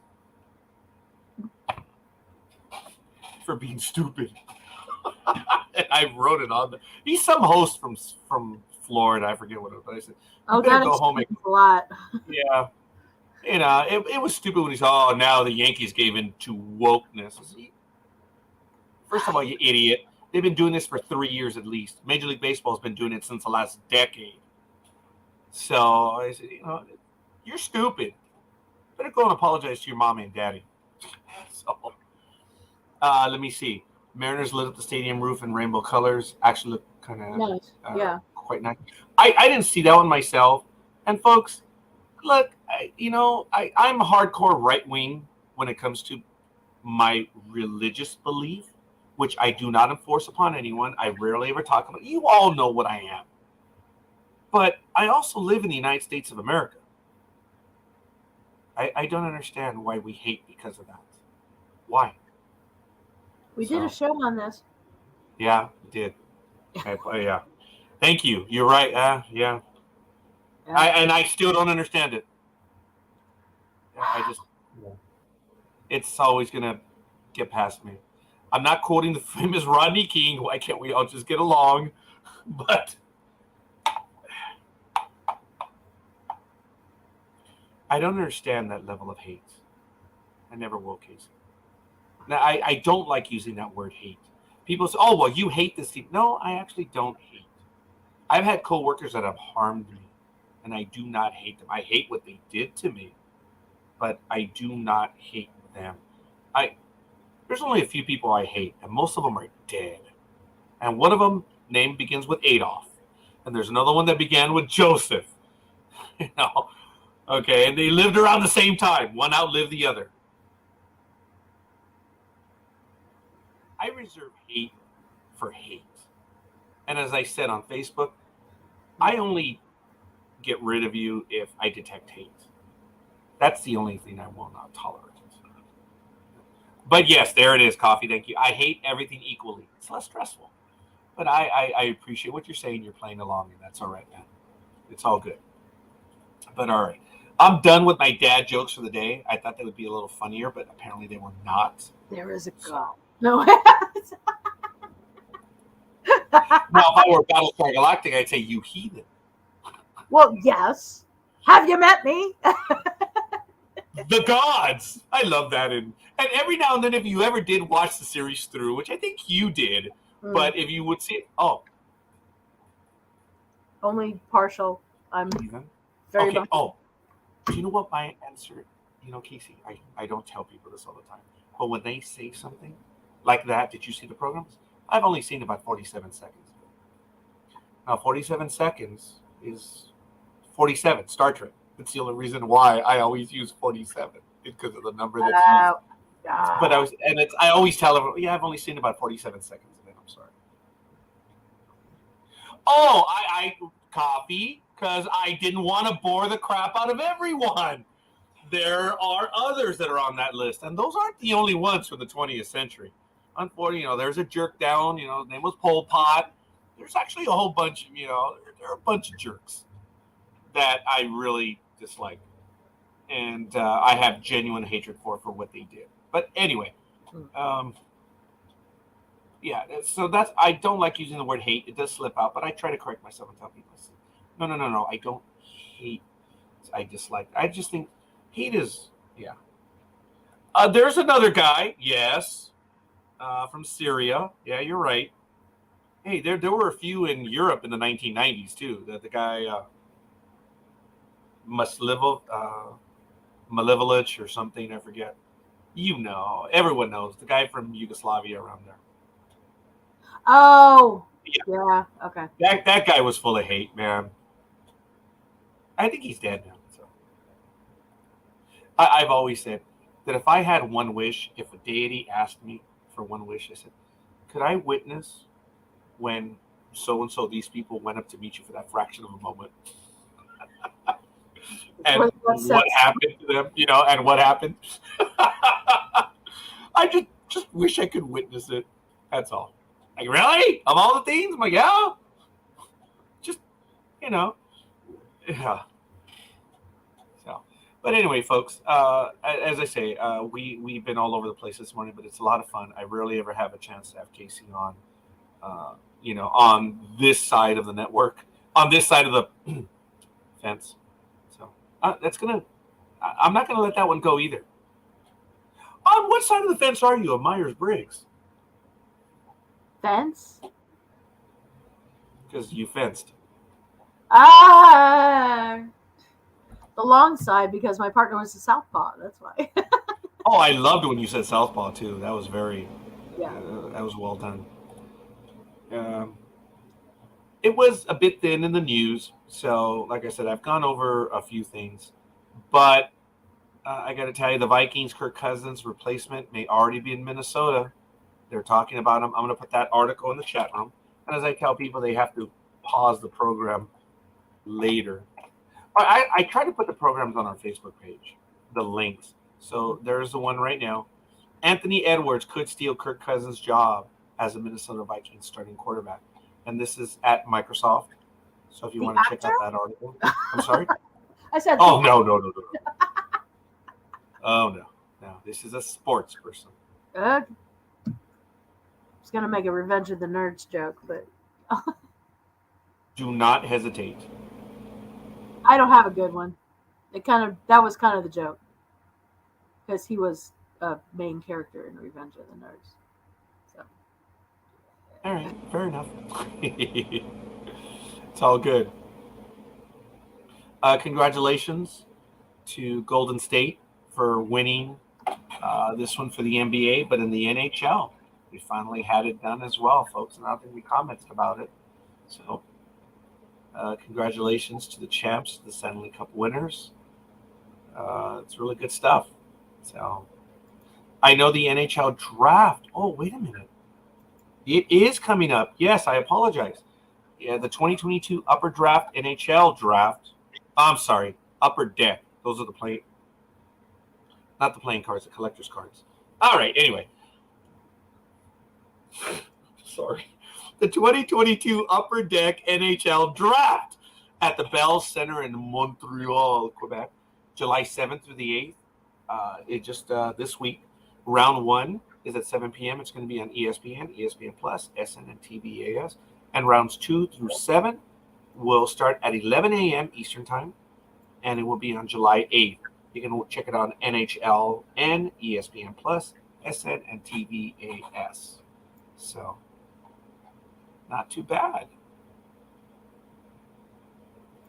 I think they already have the 2022-2023 schedule out for the NHL, which is cool. Good stuff. But as I mentioned, congratulations to the... Oh, my goodness. Where is it? Right there. All right. I suppose I asked for that.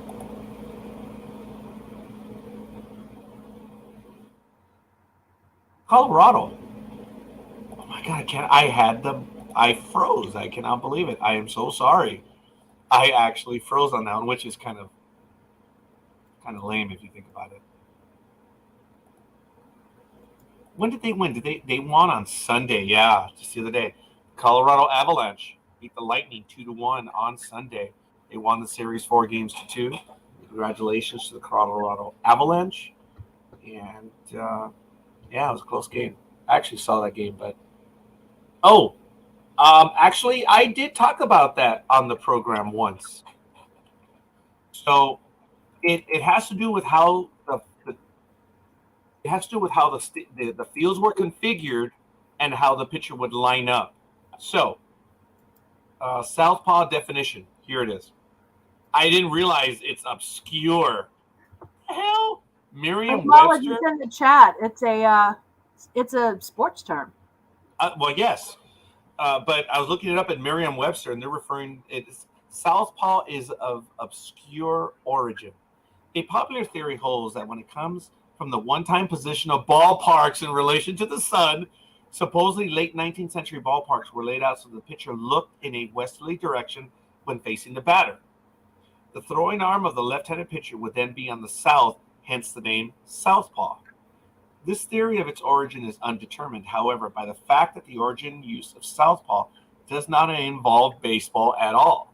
Rather, the term was used as early as 1848 to describe simply the left hand or a punch or blow given with the left hand. Today, we often use southpaw as a good-natured term for a left-handed person, but the word is sometimes used as stigmatizing by left-handed people. And okay, I can see why. If you want to take this a bit further, we're going to go to etymology here. When you look at prior to the 19th century, especially how biblical stuff, okay, you may know where I'm going with this.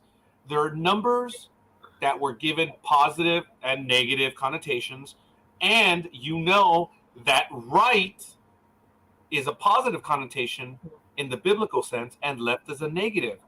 And I'm thinking that north, when you look at it, is positive, and south being the opposite. When things go south, it's a negative.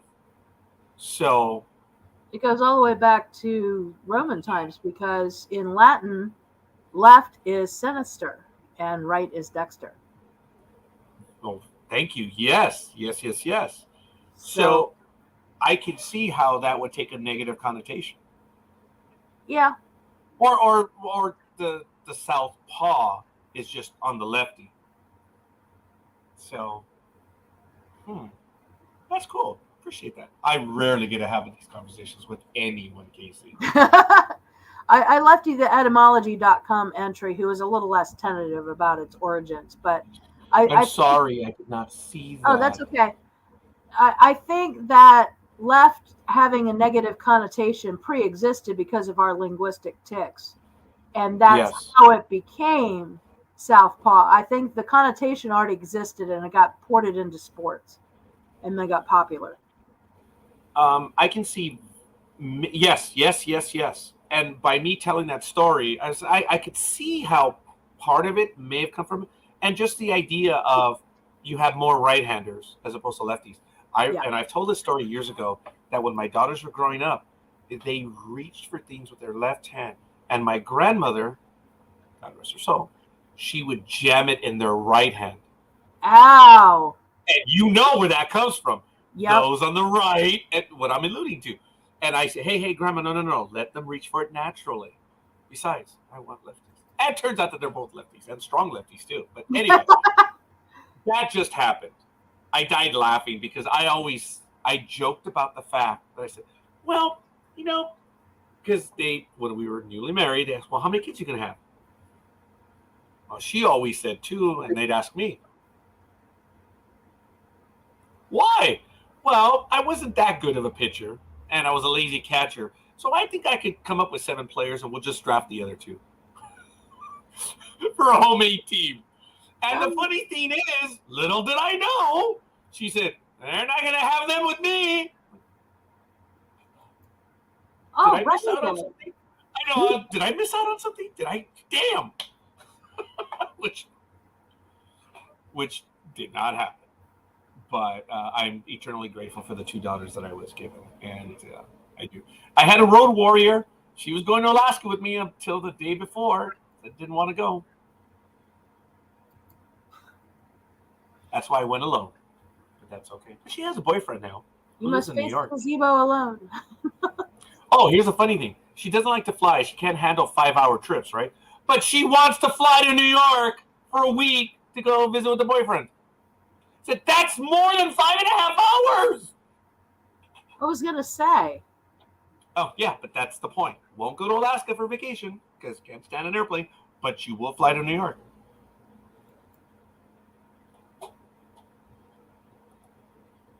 Yeah. Judge didn't eat his Wheaties this morning, only hit the ball at the warning track. I guess the game did start. But let me see.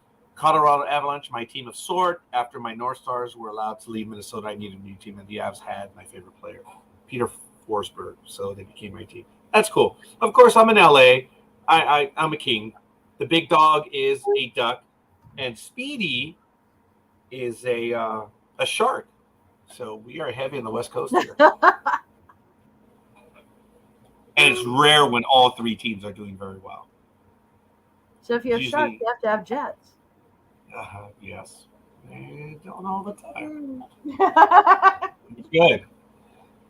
Folks, let's see. I already did that one. I don't think I commented on the golf right now. I know there's something going on right now. Folks, the whole deal with the new golfing league, it's like PGA golf is bleeding players.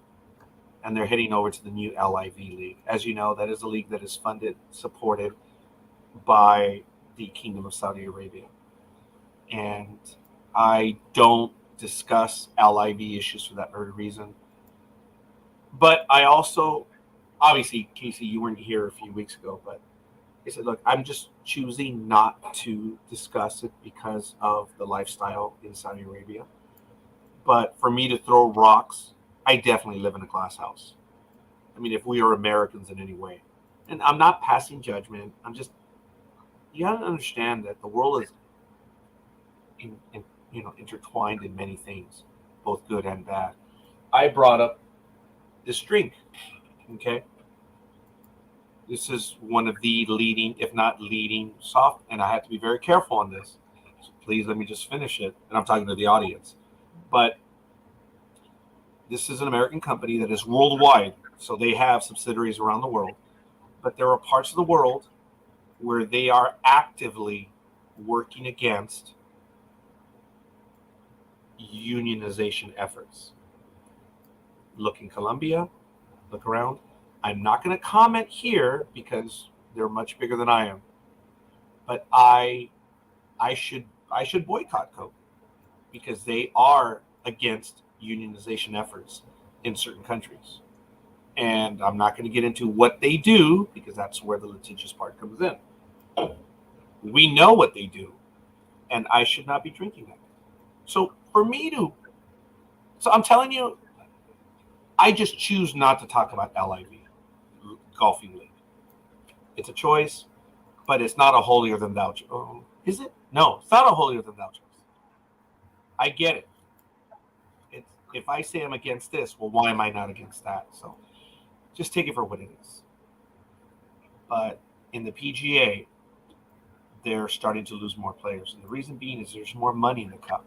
And I think you've heard that part of it, right, Casey? Yeah. Is that the players have gone over and the PGA has not suspended. They have banned those golfers from playing in PGA events. So there's more money for the players. If there's a definition of dirty money, I can't even say it's dirty money. Because again, when you look at other stuff and you look at the history, there's dirty money in the PGA too. Hell, Casey, you know that I think it was within the last 10 years, a country club in somewhere in Alabama or Mississippi, they just opened up the membership. That's been within 10 years. So there's dirty money there too, folks. But they've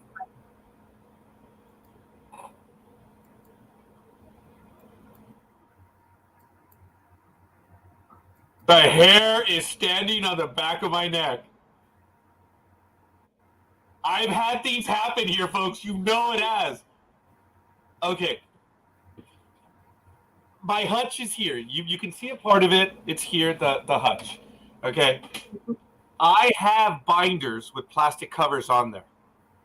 So the light from here is reflected on those. I was speaking my point. Okay, there's a little flicker. Okay. I was giving you my point, and I can see out of the corner of my eye that the shine off the plastic covers of these binders. Okay. I'm going to show you a binder right now to give you an idea. Okay. They're just blue binders, okay? So you see the reflection? Okay, I'm seeing that light here. So I see it on the corner of my eye because they're here. Okay. This is what happened. I was speaking to you, and something blocked out the light right now. Now, I need you to know that the lights are right here, right in front of me. Can you see this? So, okay, there it is. See, they're right here. So it's reflecting off those binders. While I was talking to you, and why I stopped is because something basically blocked out the lights right in front of me. That's why I was like, you saw me look around. Get well soon, Roger.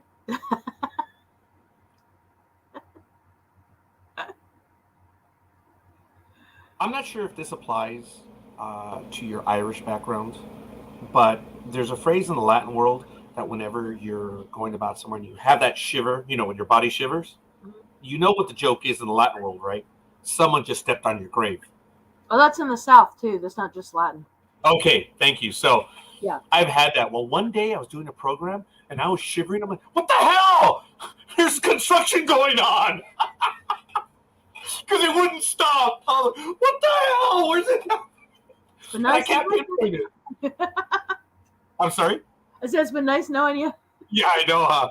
Tony, yes. Dude, you know the programs I've done, man. I know. It's like, that's why my reaction was instant. Woo. Okay. I have a client. I've told this story. I have a client who was a minister. He's a retired minister. And he came over. And I was sitting here, as I am right now, talking to my clients. And his wife was speaking to me. And he was over to the right of me. She was to the left. And I was maintaining contact. But both he and I looked over to our right because we saw something pass. She didn't see it. But I find it amusing that he's a minister.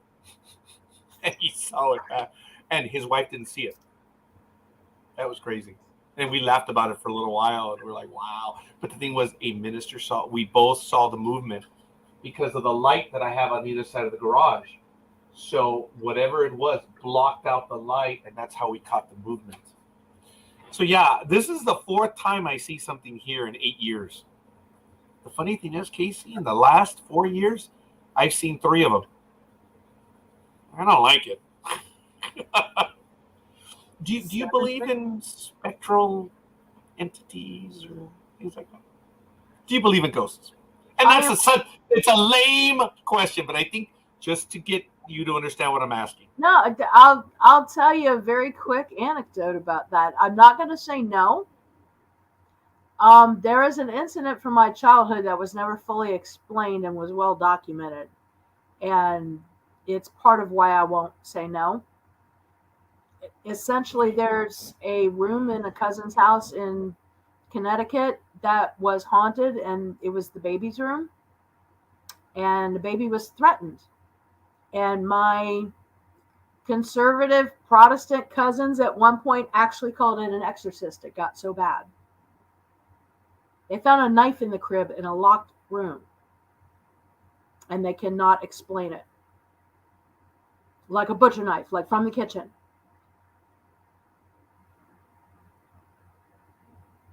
Okay, I can't tell you what it was, but I can tell you what it's not. I'm not going to say the shit's real when it happens, but when people go searching for the exorcists, those people who are not inclined to be right when they search up that stuff, they're like, we tried the other crap, it's not working. We should at least try. That's how bad it got in there. D.A. Roberts, God, as you were telling the story, he said something. Oh. D.A. Roberts, the author who writes all those different novels, as you know, in the D.A. verse. When we were doing the Nightmare Hunter programs, he talked about we as a species, at one time we were hunted. So we survived all that. But we were hunted for eons. So it's in our psyche. It's ingrained in us. And I came to the conclusion that whenever you see movement, it has to do with that. It's how we kept alive as a species. And folks, yes, I get it. I know. What I'm saying goes against my belief system. No, it doesn't. I still believe. And I've explained it another way. But look, just because that story makes, with the whole creation story, whatever. No. Cut it out. Okay? It doesn't it doesn't conflict No. because it's still Listen, your belief system in other continents fully embraces that stuff. oh, Go to yeah. South America, dude. I'm just telling you. Oh, They're yes. they're very open about embracing. Oh, It's yeah. just Americans that are funny about it. And it's fun. Yes. I'm not going to say we're schizo because that's insulting to you, but when it comes to certain things, I'm not a the psyche cluster of A. America. I'm sorry? I'm not a cluster A. That's wrong. Oh, okay. There it is. Fair enough. But to explain my sad, simple point is, America, when you look at cinema, it is the extremes of extremes. But yet we are still a Quaker nation at heart. And people will get offended by me saying that. But when you understand what the Quakers are, their sensibilities, America is kind of like that in many ways still, where they try to keep it wholesome. I'm not saying that Quakers are wholesome in every way, but the Quaker, and she's from Quaker territory, so she's about to bitch slap me. No, I was just about to ask you, did you mean the Puritans rather than the Quakers? Well, the Because Puritans were the founding families, and they actually had Quakers put to death for heresy. Which is kind of amusing, right? And I thank you for clarifying that. I think I'm looking at the Quakers from the latter part, like 19th to 20th century Quakers, the ones that were more simple, much more open, family oriented, and I think I should go with those. Yeah. And so you are 100% right by saying, "Hey, dumbass, don't you mean the Puritans?" So I'm looking at the modern Quakers because I still have a Quaker influence even out here in Southern California in Whittier and stuff. But it's America has a sensibility which is kind of strange. We're very not introverted, but we're offended by our very cinema. Where there are things that you can't say, there are things you can't do, and yet it's everywhere. But like in Europe, sexuality is nothing. Here in America, we still have can't lots show of boobs, but you can choose somebody in them. Yeah. So I think in that last phrase, you know what I mean now. America has it's crazy. It's crazy the things that we have. Violence is extreme here in America, where in Europe, violent movies don't play very well per se. That's not them. Maybe it's a sensibility, which I think it is, or maybe it's a higher weight. I don't know. Maybe because they have fought more wars than we have. I just think that's what it is. But America's a unique animal on the way it lives its life. But I'd rather be here than many other places. Still. I think part of it, as far as pop culture and that stuff goes, is that we don't have a unified voice with that. There's things that are handled better in, say, metropolitan areas than there would be out in South Dakota or parts of Alabama. And it all comes to, you're from the North, you're from the Midwest, you're from California. And we are one giant country that's bigger than a lot of other countries that have their own culture about it. It's like having a state culture. Yeah. A lot of countries in the area you were describing in Europe are the size of our states. Although they do kind of have, in Western Europe, they have kind of a unified opinion about, we don't like the shooting parts, but we're fine with the boobs. Yeah. It's right there. It's yes. So that might have been a tad elitist of me, sticking to the Western world. It could have been. So I don't know enough about other cultures to be talking about how they treat their cinema. I know a few things. I know Japanese horror is very different than American horror. They do have some pretty horrific things, but they're always other and alien and unexplained and unfinished. A lot of Japanese movies get remade when they're brought here, like Ringu, for example. oh. The Japanese version is very unsettling because of that disjointed, other, incomplete, unexplained stuff. That's very popular in their horror. But it doesn't sell in America. Americans get pissed off if you don't finish a story. Oh. Yeah. Yeah. That yes. It's rare when you can get away with not answering. At the very end of Battlestar Galactica, they they they did not explain a character. Starbuck, you may remember some of that. They did not explain exactly what she was, and it drove a lot of people insane. And for me, maybe being a little older or whatever, I was like, you don't need an answer for every. And by me saying that, I cannot finish that sentence when a significant portion of America saying, "Are you stupid?" Yes, we need the You answer remember to the everything. ending of Blair Witch and how controversial that was? Yep. It didn't explain shit. That was done here locally. I live 17 miles from where that was shot. Really? I know that. That is cool. Yeah, I've got to ask Rosalind if she. I know she's doing the Washington, but if she does come back, I want to know how far away she is from Amity. I had a coworker that stayed in New York. Wait, what was that? I've been there. Oh wow! It's I out had a on Long coworker Island. that stayed. It's Long Island. Yeah, I've Yeah. been by the house. You can't get up close to it because the people who owned it at the time in the 80s didn't. They didn't want to be bothered, and people were harassing them. Right, and I think it might still be the same way now, but Yeah, I don't know who owns it now. yeah, I don't know either. I had a coworker in the 2000 in the aughts that was around the corner from them. You ought to know. Just a little bit. They stayed around the corner from the house. They took a picture from where they were, so he opened up where he was staying, and you're like, there it is. Like, ah! Now, that house, unfortunately, yeah, it's something. When I was in Alaska, I was in Homer, Alaska, which is the spit. It's this little bit of land that juts out into the sound. It's amazing.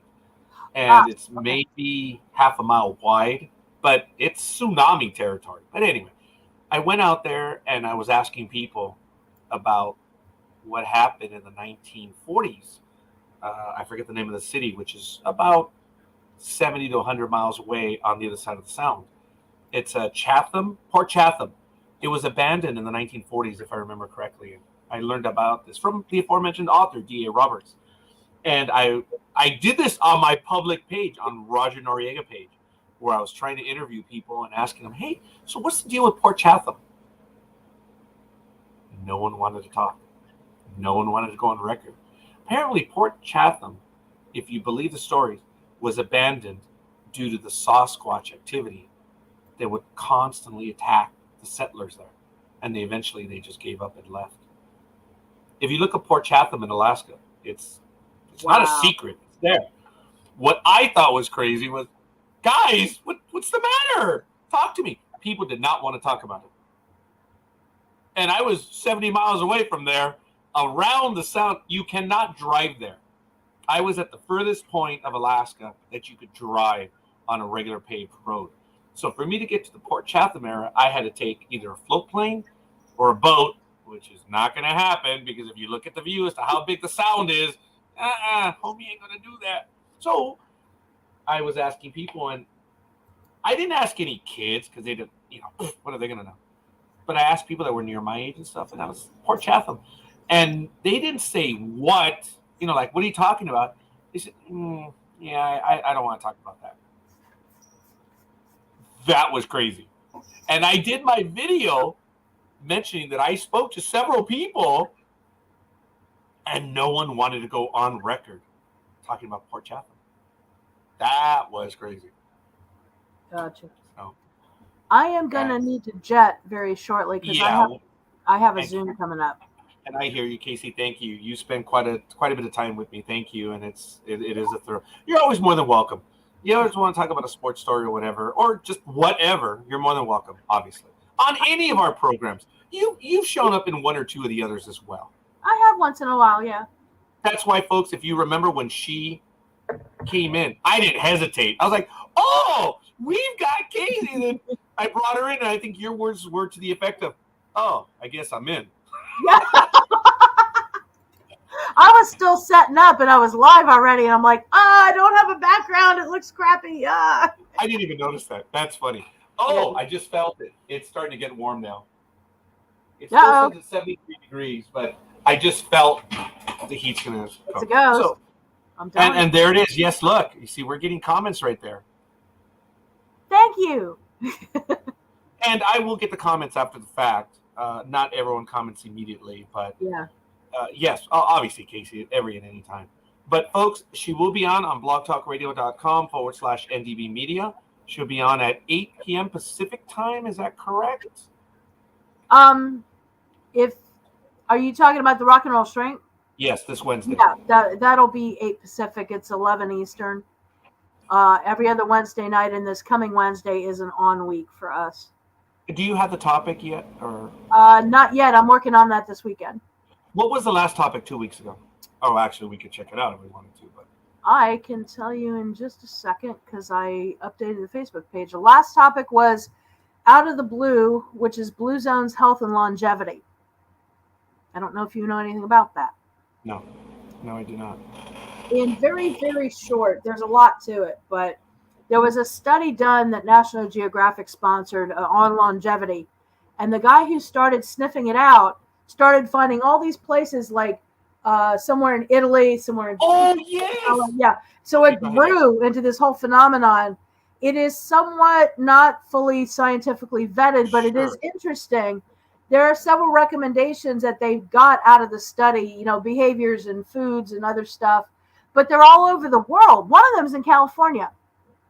Yes, and Casey, I actually do know what you're talking about because I do have National Geographic, and yes, I did look into that. The one in California is near you because guess why they are included? They include a whole crap ton of Seventh-day Adventist people, and they have a certain lifestyle habit that is compatible with the other places that were, a lot of them eat certain foods or don't eat certain foods, and their exercise and their community, how they look after each other and stuff. They have a sense of support. So we just talked about that, how much of it is true, how much of it is not. And because this does enter into your mental health, a lot of people that are in physically poor shape and are isolated have a lot of mental health problems that can be avoided by working on that stuff. And that was the point of bringing it up. There's a legitimacy to it. You're right. But right, how it was done, how the information was collected, they're going to have to work through that. But they did such a great job that they're like, okay, this is not pseudoscience. There is something here. Yeah, there's something to it, but it may just be health and nutrition. Some of the longevity is poorly documented, especially in Japan. Right, because, record keeping 100 years ago was not that great. So we're not sure when people were born. Some records have been destroyed. You have to understand that it's not rock hard science, but it does merit some attention.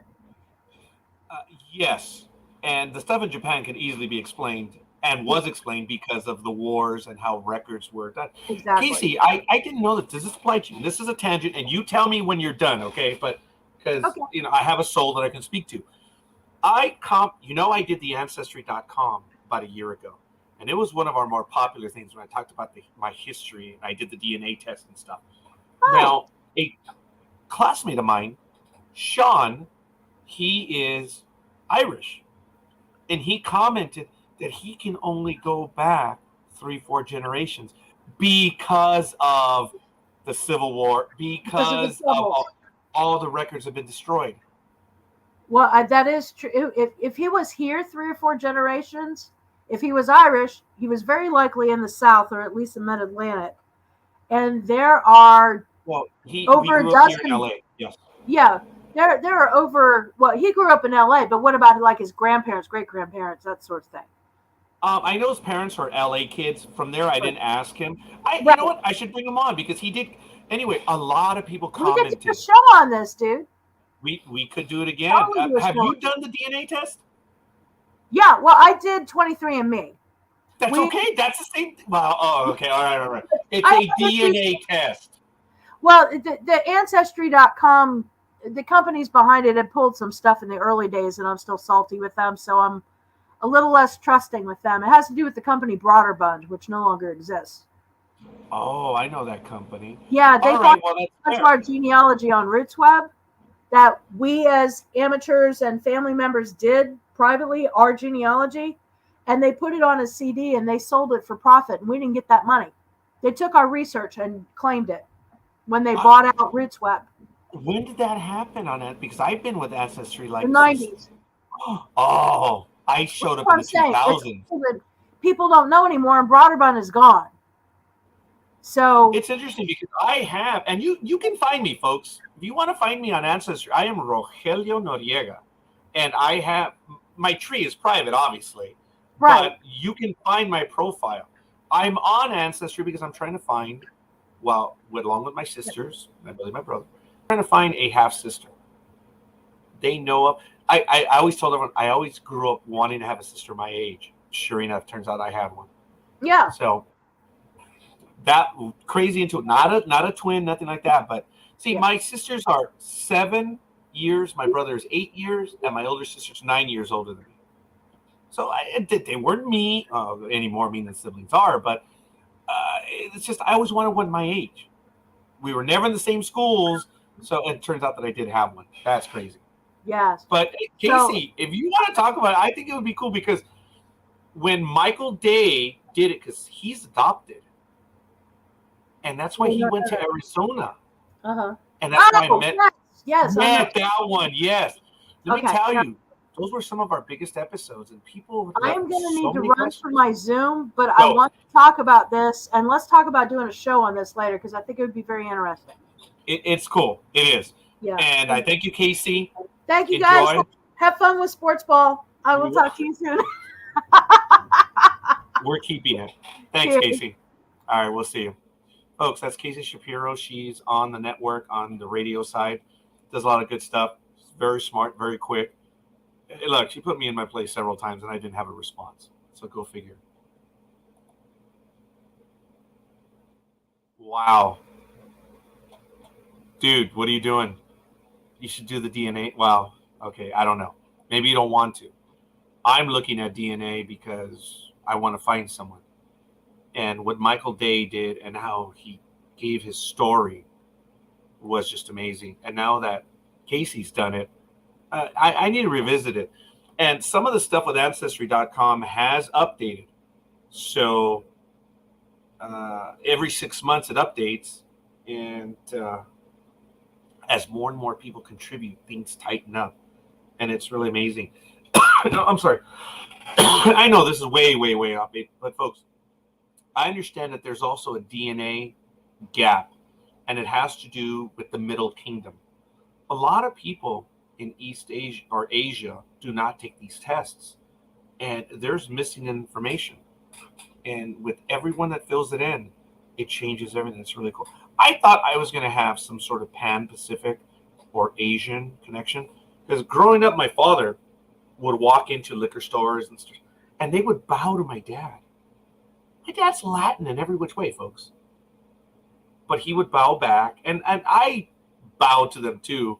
But I think they think, oh, stupid tourist. But there are other people that do bow to me. And I'm not doing it to be a sucker. I'm doing it respectful. Hey, here we shake hands. There they bow. So I would do that. I think in some cultures they just don't bow. And they're like, what's with this stupid American? Whatever. But I was off base on that one. But I thought that my father, we had some Asian connection somewhere. Not even close. Nothing. It's nothing. And, of course, I would joke about my nose. And I can say this because I did it for years. Whenever I'd interrupt the conversation, like, oh, sorry. My Persian beak got in the way. You know, I was certain of it. The Moorish influence in Spain. I'm 50% Spaniard. So I figured there was a Persian influence or something. Not even close. So now if I use the Persian nose joke, I get in trouble. I don't use it. It's insensitive. It's stupid. It's dumb. Hi, have we met? It's what I do. But knowing who and where we're from is really kind of cool. And I am on a mission trying to find someone. And I think it's cool. Where are we from? Who are we from, folks? It's neat. It's cool. So we went over a lot of stuff. Casey's very smart, and having her on the program is a thrill. And I think she's going to be joining us. Well, she does. She has joined us from time to time, which is really cool. So I'm going to go quickly and take a look at PGA, June 30th through July 3rd. the TPC Deer Run in Silvis, Illinois, the John Deere Classic. Tony's around there. Right now, as of this morning, times have to be updated because I believe they're already out and about. JT Poston is minus 15. Denny McCarthy is minus 11. And then tied for third is Michael Thompson, Justin Lower, Cam Davis, Bo Hogue, and Matthias Schwab. Also, Christopher Gotterup, Emiliano Grillo, I believe he's Argentinian based on the flag. I'm able to recognize that from all the way out here.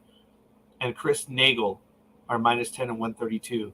Then you have everyone else coming in minus 11. Are the ladies playing today? Let me take a quick look. No, they're not. So, but I can tell some of the names on the PGA. A lot of them I don't recognize because PGA is losing some of them. I had an article on the LIV, but I'm not going to go with it right now because I just closed the box. So that was my fault. Folks, if you want to check out this article by Dan Schlossberg, as we mentioned, who is on the network, he is an editor for the Friday and Saturday editions of the IBWAA newsletter. So I'm going to put an article in here, and you can check it out. Sign up for it. It's free. It's just the love of sports, folks. But here is the article that I'm looking at right now, and you can sign up for it. This is their Saturday edition. So, Crackerjack Old Timers Classic in DC Stadium, Creative Memories That Lasted, is written by the IBWA. Pre-game Pepper, leading off the Crackerjack Classic and Exhibitions at RFK, is written by Andrew Sharp. And then you have Cleaning Up. The trade deadline will be here before we know it. That's baseball related. It's written by Dan Schlossberg, folks. As you know, Dan Schlossberg used to do Braves banter on this network, but he still does. He doesn't do Braves banter anymore. No one does. And the people he interviewed, oh my gosh. Yeah, unreal. And right here he writes, he does the program every Thursday at 5 p.m., Trouble H Radio. And he's talking about the trade deadline. So when's the deadline?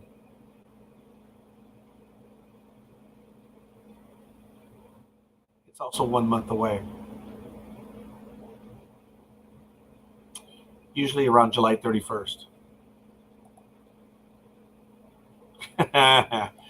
I've never asked if Dan has a vote on that, but he has been a beat round man. He's done everything. He is former AP sports writer Dan Schlossberg of Fair Lawn, New Jersey, covers baseball for Forbes.com, Latino Sports, USA Today Sports Weekly, Sports Collectors Digest, and many others. You can reach him there. It's cool. And he answers his emails. But this is a cool magazine, folks. It's the IBWAA newsletter. Really cool stuff. So I believe it's IBWAA.com, is it?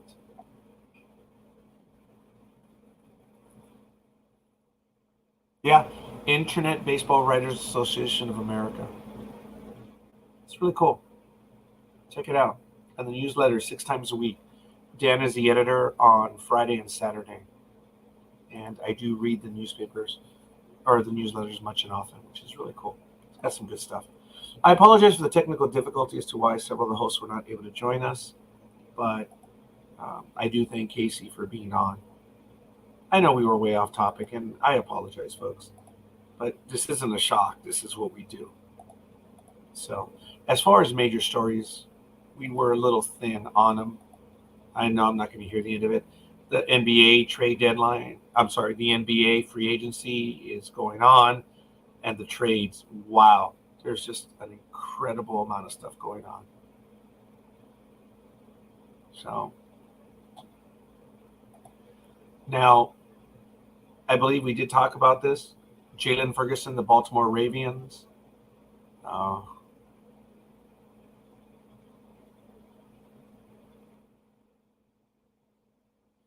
Yeah. The outside linebacker, Jalen Ferguson, died from combined effects of fentanyl and cocaine, according to medical examiners on Friday. A spokesman for the Maryland Department of Health said Ferguson's death on June 21st was ruled an accident. He was 26. Yeah, we did talk about this briefly. Ferguson died after police responded to a home in the northern district of the city where they found him unresponsive and being treated by medics. Baltimore police said there were no signs of trauma found and that no foul play was suspected.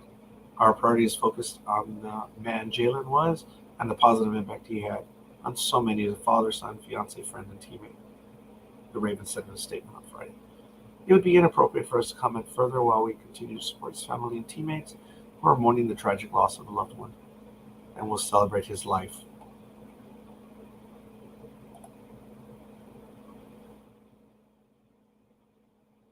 Ferguson had 3 children, JC, J. Ray, and Demi. They're all under the age of 5.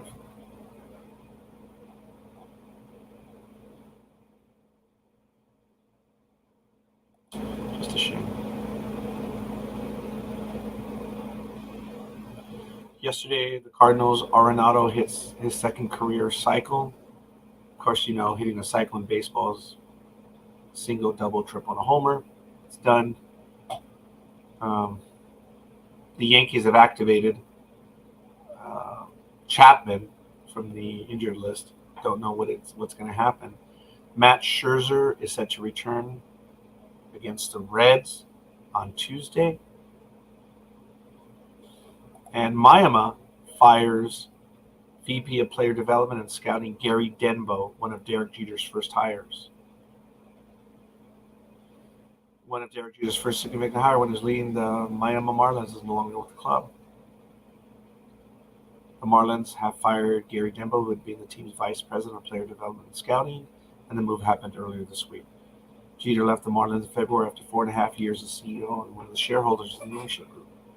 When he came on board in Miami, one of the very first moves was to hire Denbo, one of the Hall of Fame players' mentors when he was a shortstop for the New York Yankees. Jeter was a minor leaguer in the early 1990s when he first met Denbo, who was a coach in the Yankees minor league farm system at the time and one of Jeter's first managers at the minor league level. Jeter brought Denbo to Miami to oversee player development and amateur scouting. Boston Red Sox ace Chris Sale is nearing return from a rib injury. So, manager Alec Cora said Friday the 7-time All-Star is close to returning. So the 33-year-old feels physically great. Don't know what that means, but we'll see. This week, the New York Yankees move ahead of the Los Angeles Dodgers as World Series favorites. I guess if you have something or nothing to talk about, that's what you're going to talk about. Doesn't mean anything. It's July 1st. That's it. I'm not going to talk about it. So it's a waste.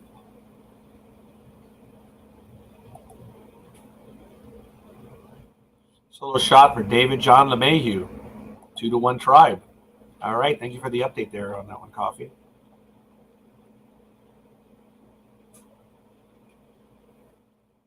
Boston Red Sox. Rich Hill says he was stubborn and tried to pitch through knee injury versus Chicago Cubs.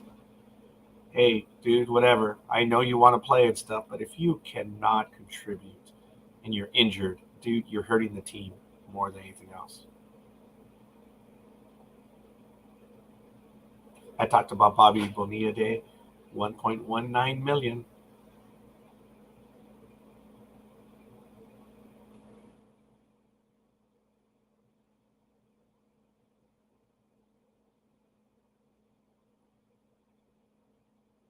Oh, here we go, folks. It's not as uncommon, but there's one just like Bonilla, and I think I did comment about it earlier as to the numbers. But there are a few others. Brett Saberhagen, now there's a name from the 80s, will receive $250,000 a year from the Mets for 25 years. Payments also began in 2004, and this was the inspiration for Bonilla's deal. Talked about Max Scherzer. Manny Ramirez will collect $24.2 million total from the Red Sox through 2026. Ken Griffey Jr. Solo shot for the very surprising Isaac Paredes, 101 Tampa Bay versus Toronto. Thank you. Ken Griffey Jr. will receive $3.59 million from the Reds every year through 2024 as a deferral from his 9-year, $116 million deal signed in 2000. Todd Helton will get $1.3 million for the Rockies every year through 2023 as the result of a $13 million deferred when he signed a 2-year extension in 2010. Wow.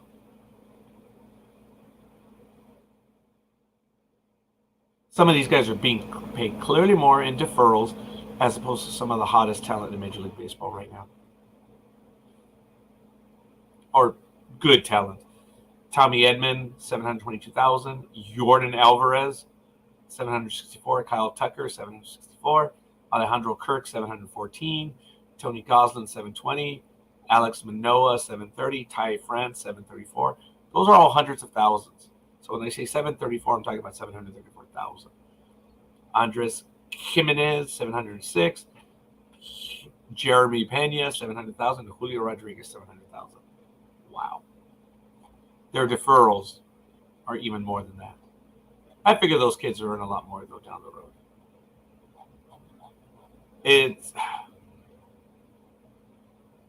I hadn't seen them, and now I am. San Diego Padres released City Connect uniforms. Oh, well, it is what it is. Well, all right, folks, I do want to thank you. Oh, yes, it's happened. Speedy says, I hope my computer will almost get done being diagnosed. This never happened to anyone. We're going to wait for over 20 hours for a restart. I hadn't had to wait 24 hours, but I've had problems that have lasted 24 hours. Easy. Wow. All right, folks, Ever New will be following us shortly. It will be on at 10:30. So if you want to check it out, by all means, Chris and Hannah will be on air. I might sneak in, so we'll see.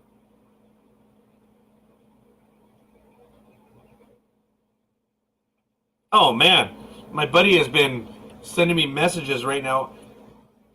You know I am live on the internet from 6 a.m.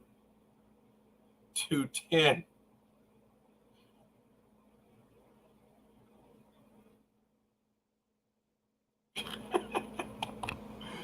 Oh, my goodness. According to the Padres, the inspiration comes from the intersection of San Diego and Tijuana, two diverse cultures that combine as thousands cross the border every day. Each city, as a team says, some of the most passionate baseball fans on either side of the border. I had not seen them, Coffee. There they are. I don't know if you folks can see that imagery. Okay, it's not working for me on that side. All right. I'm not against the colors. I mean, the uniforms. Wow. That's all right. A little fluorescent. If I was being paid money to play in that uniform, I'd play. Big deal. People may not like them. Okay. I hadn't either. Adding color and having no brown is a nice change. San Diego. Yeah. I'm going to have to check the City Connect uniforms. So I hadn't seen all of them. And I've just been behind in checking them out. But I'm down to a minute and a half. I'm sorry, Speedy, that you had those difficulties. But I thank you for joining us. And, of course, Gridiron Girl, Ross, Rosalind, Speedy, Casey, Aisha. I thank you, folks. And I know there are others. Based on how many viewers we have, I know I'm not mentioning everyone. But I thank you for joining us. And it's cool. I know we were off topic today, but it was fun, folks. And having Casey on was a thrill. So I thank you. But for now, it's going to be it. Ever New follows in about 31 minutes, a little less than 31 minutes. And we'll see what happens. But we'll be on next week. And I may do a program tomorrow. It'll be July 4th centric. Maybe. But the fireworks are going to be on. I don't know. Maybe I'll do it in the morning. I may do one tomorrow. We'll see. Thank you, Tony. Thank you for staying on with us because I know you're a sports aficionado, man, but we really went away from it. I'll check, Coffee, and you've talked about them, and I have not seen them, and that's my fault, so I'm going to check it out. So we're down to about 30 seconds. Thank you, folks. This program is nothing without you, and I thank you for joining. This is Scorekeeper and everyone else that I mentioned and everyone else that I did not mention. Thank you for spending your time with us. It means a great deal. This program is not us. It's all of us. And it's fun. I'm thrilled to still be able to do this. We'll see you guys on the other side. Peace.